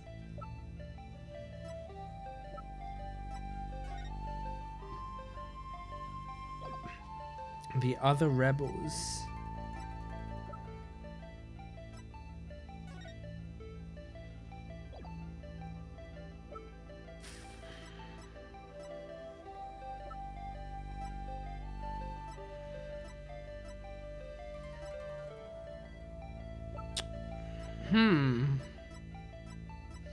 Is it the flag? Is it this? I found this prayer flag at the Plaza of Devotion. You wrote a message on it and left it behind for your fellow rebels, didn't you? Oh. They brought this food for you at your request. So So you're lying about leaving the rebels. You're still involved with Dirk and the rest of them, aren't you? Are you ready to tell me the truth now? Oh, you're good, Mr. Lawyer Man. I admit it. I requested the grub. But I was just taking advantage of him, that's all. What do you mean? With my face plastered all over the place, I couldn't stay out in the open anymore. Sure, I just took advantage of my former comrades for some grub and a place to hide. I was gonna kiss this kingdom goodbye tomorrow. I'm not buying it. You're obviously lying. I can tell just by looking at you. The white-hot flames of revolution definitely still burn inside you. What? That's ridiculous. Those flames burned out a long time ago. This proves that the flames of revolution still burn on inside you. I don't know.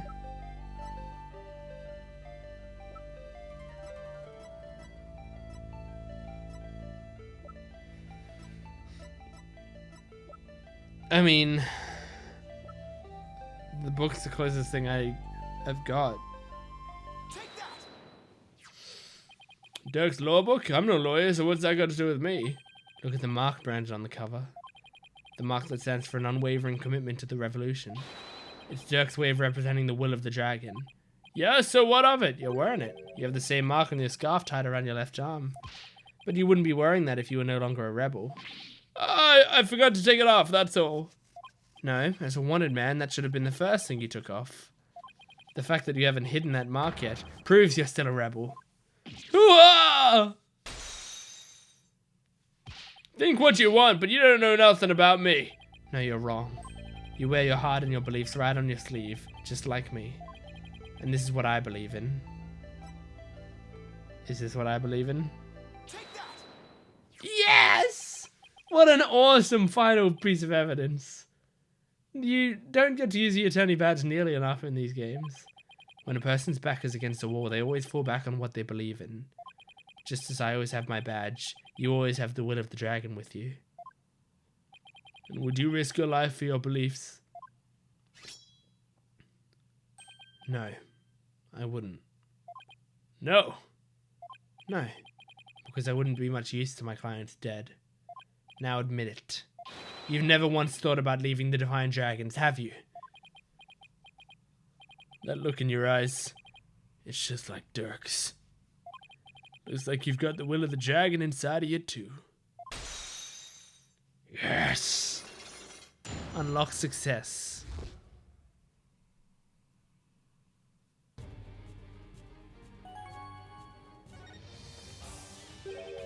Alright, I'm just gonna stretch out for a second, hold on. Okay, I just stretched out my body a bit. Oh, I just feel like I need a lot of stretching today. I had planned to take you out if you turned out to be on the side of the Royals.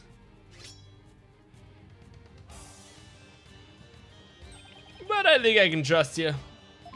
I can't believe I was that close to getting shanked here. It's like you said. I have no intention of leaving Dirk's group. In other words, you're testing me. You're a foreigner, and a lawyer who's been charged with abetting a criminal to boot. And I've seen a fair share of lawyers get pardoned after weeping at the feet of the Queen. Well, I'm gonna keep fighting till the end. Yeah, I can see that now. Sorry I ever doubted you. So, what are you doing here anyway? I came to get the secret hideout key from a helper. The secret hideout? Yep, I was supposed to get my next order from Dirk there. But the town's swarming with cops thanks to that murder. Nothing I can do about that. What about the order Dirk was supposed to give you? Gonna have to abort that mission. Now I'm just laying low, waiting for a chance to make contact with Dirk again. Hey, why the long face? I thought you'd be able to tell me something about the High Priest's murder. Sorry to disappoint you. Oh, I know. Let me make it up to you with this. What is it? Is it a Dragon Ball? This orb's actually a key. It opens the door to one of our secret hideouts. I can't say any more than that. Anyway, I hope it helps. This orb is a key? Yep, plus the hideout's in a totally unexpected location. And being that it's super secret, we couldn't have just any ordinary key. I see. Golden orb, added to the court record. Maybe this will help me unravel the truth behind this case, thanks. Don't mention it! Besides, you're a fellow brother-in-arms fighting the powers that be. If it'll help you, feel free to pick my brain a bit more. Oh, nice. More info? Everyone's been talking about the return of Lady Kira lately. While my friend Maya suspected of being the rebel hunter disguised as Lady Kira. You wouldn't happen to know who she really is, though, would you? Beats me, but whoever she is, she bushwhacked me and hauled me off to jail. Even worse, on top of attacking us and delivering us to the cops, she's been watching us like a hawk and framing us for different crimes. Watching you like a hawk? Framing you for crimes? Why would anyone go to all that trouble? Our kingdom likes to pretend that its people are free to think what they want. Because of that, the authorities can't arrest you just for sympathizing with the rebellion. So they resort to framing people for things they didn't do. Then that Lady Kira figure is... Yep, she's just some lick-spittle worker for the Garden regime. Wow. Heh, even without the DC Act, Dirk and his insurgent scum buddies days are numbered. What's that supposed to mean? Let's just say, I got a little trick up my sleeve, so I'd watch it if I were you. Cause you got a defiant attitude, like one of them dragon dupes. So he was talking about Lady Kira then. Advanced combat skills, detailed surveillance, and clever setups. She's no amateur if you ask me. So you're saying the monarchy is using Lady Kira to secretly take out the rebels? Exactly! The Garden regime is using her to control the people, even down to what we think. Why don't the people protest if the monarchy's doing things like that? Unfortunately, we don't have any conclusive evidence. And without that, we can't prove anything. Ah, I know the feeling. If I bring this up in court, they'd probably dismiss it out of hand. I have to unmask Lady Kira if I want to get anywhere. I'll go to get rid of that evil no-good Defense Culpability Act. I can tell just by looking at Dirk's law book. The DC Act has turned this kingdom into a corrupt cesspool, where false charges are overlooked and prosecutors are the only ones heard in court. It's been 23 years since it was first enacted. What happened 23 years ago to make them pass such a terrible law? The assassination of Queen Amara, that's where it all began. Happened before I was even born, but Queen Amara, the previous queen, was assassinated. And it was a rebel leader, Dirk, who did it. Dirk assassinated the former queen, didn't he? That's the official line, but... The official line? Those charges were completely trumped up. Dirk was framed, I'm telling you. He was? Plus, Dirk was a lawyer. Once the people thought a lawyer had killed the queen, they turned against all lawyers. And that's how the DC Act was first passed. So that's why there aren't any lawyers left in Kudain. Even worse, it changed the significance of the divination seance. Significance of the divination seance? They were holding seances in court even before the DC Act? You bet they were.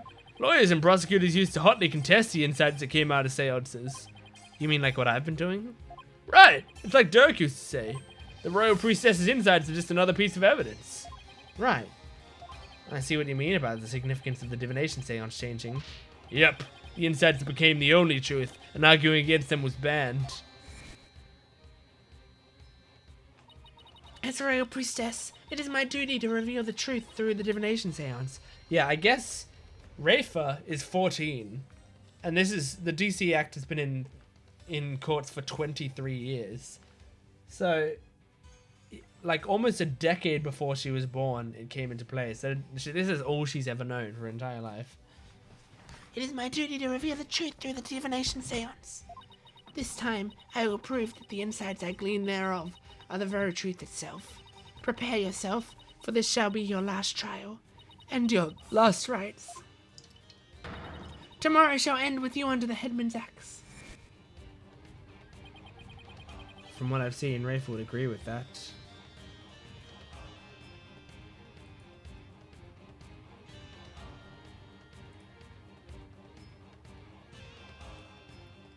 Okay.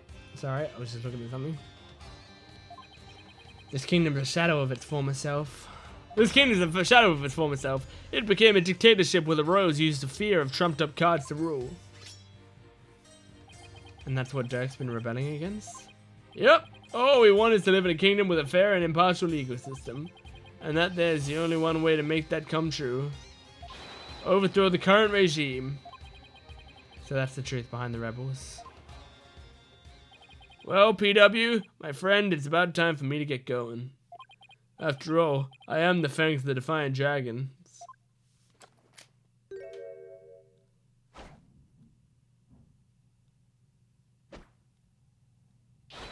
That's double! You're not gonna do that alley-oop thing again, are you? I was just getting to that. See you when I see you. Alley-oop!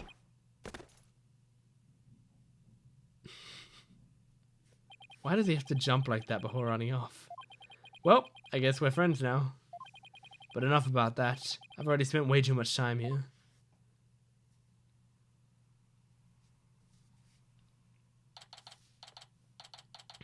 Kudain Bazaar. We're back here.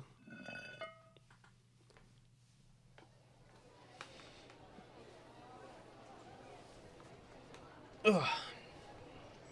Oh, I finally got out of there. Mr. Wright!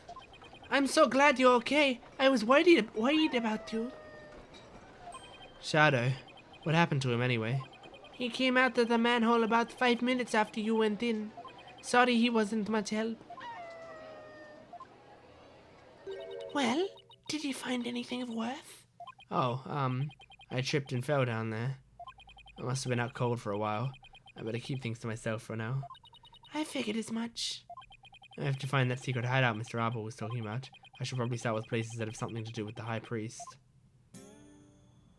I'm gonna check the Inner Sanctum. In my mind, This is where it is. You put the orb on the statue somewhere, and then it'll turn. Bobtail, you already searched here, did you not?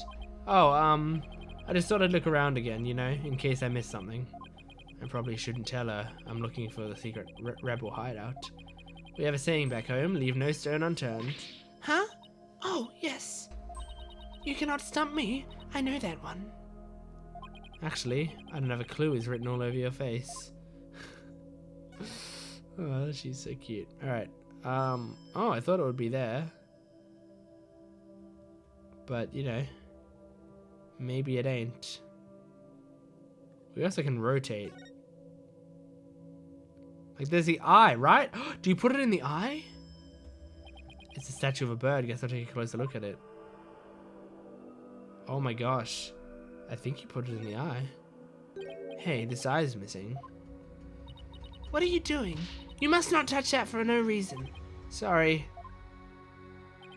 But that shape, I wonder.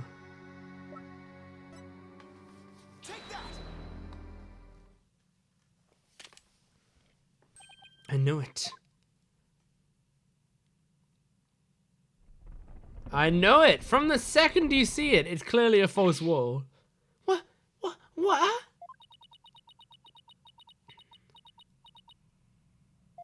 She must be at a loss for words, and that doesn't happen too often.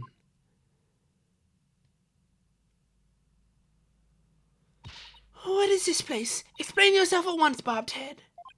I don't think she's ready for the full story. I don't really know much myself, but it seems to be a secret rebel hideout. Oh, look at her. If I'm shocked there's a secret door here, I imagine that goes double for Rafa. A rebel hideout in the Inner Sanctum? Somebody will pay for this. Well, for now, I think I'll have a look around. Wait, you must not enter before the police. Don't worry, I won't disturb anything. Or at least I'll try not to. Besides, with you watching over me, it should be fine, right? And, you see... Fine. Just please stop pleading your case. I can only stand so much lawyerly drivel. But I will be presenting all information gleaned from your efforts here to the police. Of course. Now, shall we? I will go no further. Oh, right. You're not supposed to come in contact with the taint of Lady Kira's battles. Very good, Bobtail. I commend you for remembering. Thank you for commending me. I'm just going to save it real quick.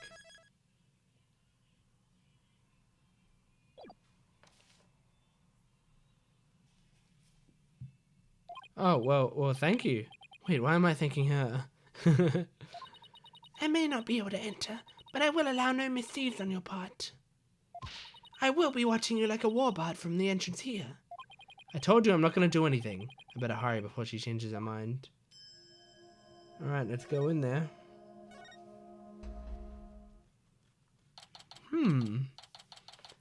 Interesting, they like the Plumed Punisher? I believe this is to be a sacred space that enshrines the source of the spring water. That makes sense. The rebels must have converted it into a secret hideout. But what about that Warbard revolving door?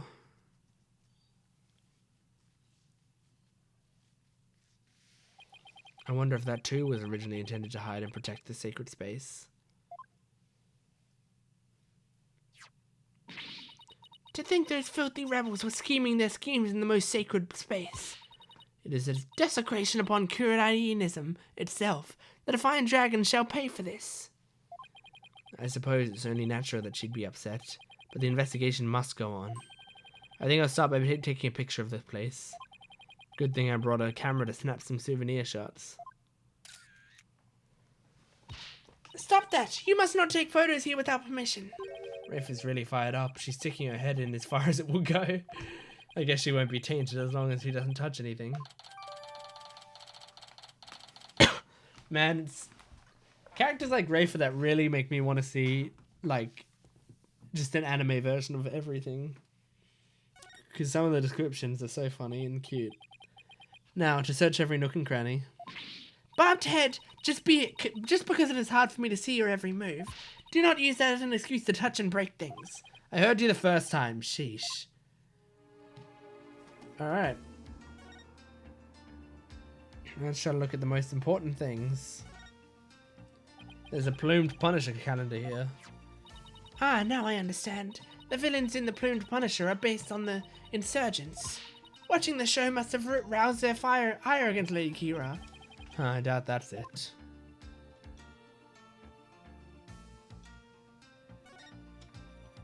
Looks like an order from Dirk.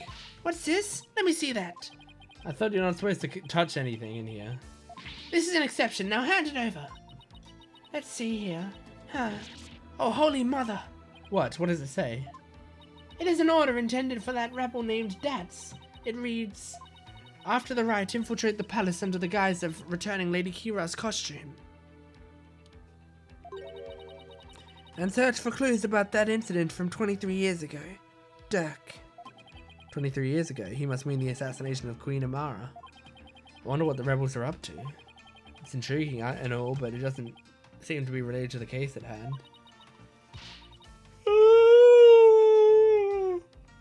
Oh, this will not do. I must warn my mother at once. No need to do that. This order will never be carried out. Lady Kira's costume's still here, and Abaddon is no longer able to aid the rebels. Huh. I knew that. Alright, let's see this. So this is a water source that supplies the Inner Sanctum spring. It flows through the channel built into the floor before heading outside. Lady Kira used secret water to wash the taint of battle from her body. It's also not red like the water in the spring. Wait! Oh! Oh! The water in the spring went red before the priest's body died and went into it. So that's probably because someone died here. I just saw the blood on the floor. I didn't notice the blood on the floor before. That's because someone died here. And their blood got in the water, which then started to flow out onto the other side. That is wild. What's this? A blood stain. I should probably try to figure out what happened in here. Huh. Do not tamper with any evidence before the police arrive. The police? Hey, that reminds me. Emma gave me something just for times like these. Yeah, the Lumisol. I thought it might help your investigation. Here, it's all yours. I wanted to bring you a bunch of other forensic tools, but they were confiscated at the airport.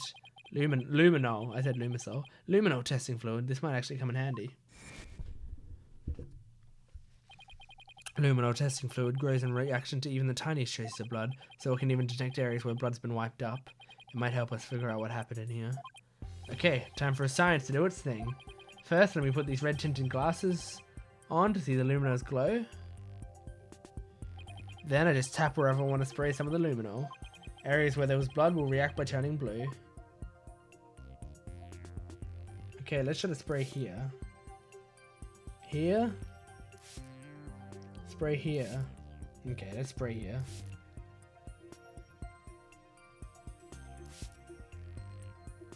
Come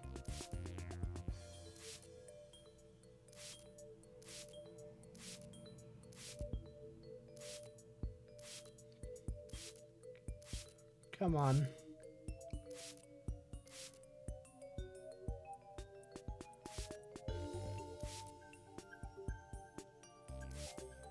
Man. Maybe there's just no blood in this room.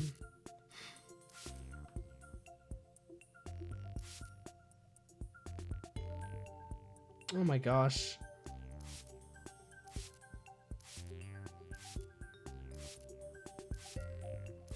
Come on.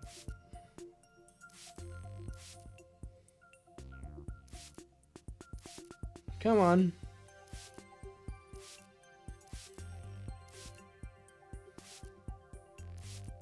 There's blood somewhere in this room.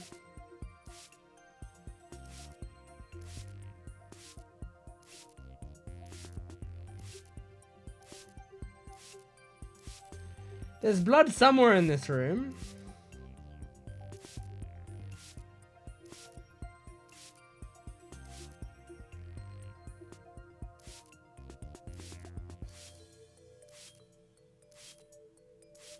Hello?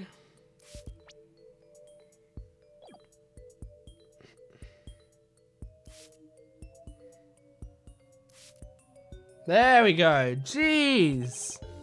This is a huge blood stain. Something must have happened here. Perhaps the High Priest's blood flowed in there from under the Warbar statue. There is definitely a lot of blood here. But it's impossible to say much else at this point. I'll just take a picture for now. Alright, Luminal reactions don't show up in photos. I'll just have to take some notes. That should do it. I didn't notice before, but the bloodstain looks like it was smeared away in one place. Is it because a Warbard's revolving door passed over it?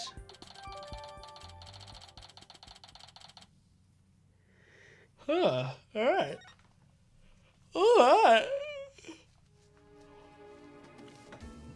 I mean, is that not everything yet? We got all these weapons, I guess. Weapons, and lots of them too. We are lucky we found them before they could be used. Excellent work, Bobtail. Oh, thanks. If the rebellion ever happens, I hope it's bloodless. Me too. Look! What is it, Bobtail? It's a plumed Punisher clock. Why, I believe it's a limited edition promotional item given to 550 lucky viewers. This rare item plays the Plumed Punisher theme song every hour. Hand it over now, Bobtail. Ah, she snatched it away from me. No matter what she says, Rafe is definitely a huge fan. Ha! Huh. What a fine item. And this switch, if I'm right. It's the Plumed Punisher theme song. Yes, now I see. The insurgents who use this room must be Plumed Punisher fans. That may be so, but I don't see how it's relevant to this case. Well, cute. Large stone slab. It's shaped like a Magatama. Looks rather unstable. I better tip over with in an earthquake. Huh? What's that earthy grass-like smell? It is the smell of the moss that covers the stone. Oh, so the shaggy green stuff is moss. Huh? Looks like some of the moss about halfway up's been disturbed. I wonder why that is. One quick touch can't hurt, right? Whoa! The slab's starting to wobble. What's happening? What have you done to the sacred space? Nothing. All I did was nudge it a little. I knew it looked unstable. Probably best not to touch it again. Alright, well. Oh, there's the Defiant Dragon's flag. How dare those filthy insurgents raise their banner in such a sacred space? Bobtail, you must burn it at once. Didn't you tell me not to touch or damage anything? Huh, this is an exception. Very well, if you will not do it, then I will. But your benevolence, I thought you were not supposed to come in here. Ah! For once, the strange customs of this kingdom will work in my favor. Huh? There's something under the banner. A microphone? What's this doing here? Was someone trying to record something with it? Well, I think that covers about everything. Oh, hey Emma. Mr. Ride, you shouldn't have come in here before the police. Sorry, but I was in a hurry. I didn't do anything I wasn't supposed to. Her benevolence can attest to that.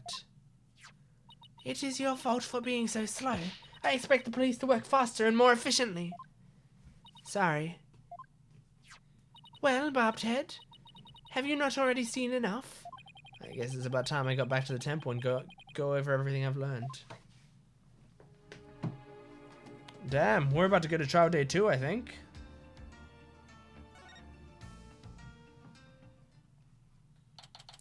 May 11. May 11 be with you. Welcome back, Mr. Wright. How'd it go?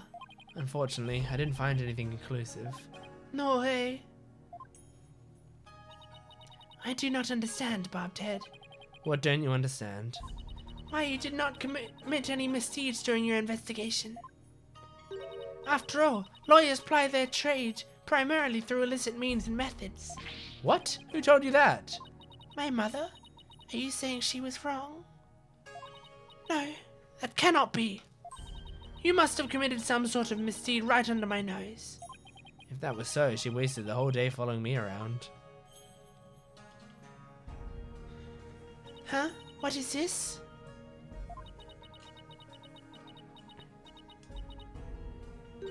Prosecutor Sadmati is in need of me. What's going on? I must go perform a divination seance for Pure Zealot. It is our custom for the prosecution to review its contents before a trial begins. I see. The third time will be the charm. My insights will finally bring you to your knees tomorrow. And I will teach that neophyte practitioner a lesson. Looks like the royal priestess is back with a vengeance. She's made a full recovery from when she started the investigation earlier today. I look forward to seeing you in court, Your Benevolence. Huh! Your overconfidence will be your downfall. You will not look so confident when I'm finished with you tomorrow. Actually, I'm not really looking forward to seeing her tomorrow, especially without any solid evidence. Why don't we go over everything you know so far? Alright, let's see here. Acolyte Zealot was killed during the riot with Lady Kira's dagger, and Maya's fingerprints were found on it. That doesn't sound very good. I know. It's the very definition of being up Shit's Creek without a paddle. The day before his murder, Zealot enjoyed a meal with the High Priest, his wife, and Maya. I also learned about spirit channeling here in Kurain. None of that sounds very helpful. Oh, but I did hear something interesting. That the rebel hunter Lady Kira might be working for the Justice Minister. What? Really? Our kingdom is supposed to be ruled through faith and laws. We cannot allow the people to be controlled by fear and violence. Albie, that sounds like something a rebel might say. It does? But if that Lady Kira really is one of the Minister Inga's subordinates, that would exonerate Miss Maya. Unfortunately, I have no way of proving it in court. Oh, that's too bad. Oh, I almost forgot about the secret rebel hideout we found at the Inner Sanctum. There was a bloodstain inside. But I don't know if or how it's connected to the case, though. Wow, a secret room at the Inner Sanctum? That would be a huge hit with tourists. This kid really is an entrepreneur at heart. What I mean is that hideout could be important to your case. Maybe, but it's still too early to tell. Looks like I'm heading into this court without any useful evidence. We'll just have to pray something appears during tomorrow's trial. Princess Rafa's divination seance might be my only hope. There could be some new information on it that might help. The divination seance? But I thought it always works against the accused. Not always. Right, it's like Dirk used to say. The royal priestess insights are just another piece of evidence. Really? I never heard anyone say that before. It's hard to figure you out sometimes, sir. Divination seance worked both ways before the Defense Culpability Act. It's only now that the people of Kurain find it strange. Mr. Wright, I just wanted to say, good luck tomorrow. How old is Albie? He's 9. Wow. Thanks. I can't afford to lose this next one. I've collected all sorts of information, but I haven't even started connecting the dots. If I could do that, I might have a shot at pulling off a win. Rafa's insights will be the deciding factor. It's a huge gamble, but it's all I got. Woo! Investigation day 2 over, baby! Good. I much prefer the courtroom bits. Yes, save the game.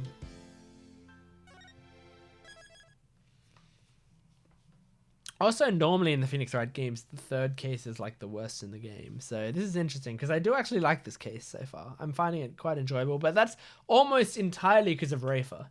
Because Rafa is a great character. And that Apollo twist was pretty awesome.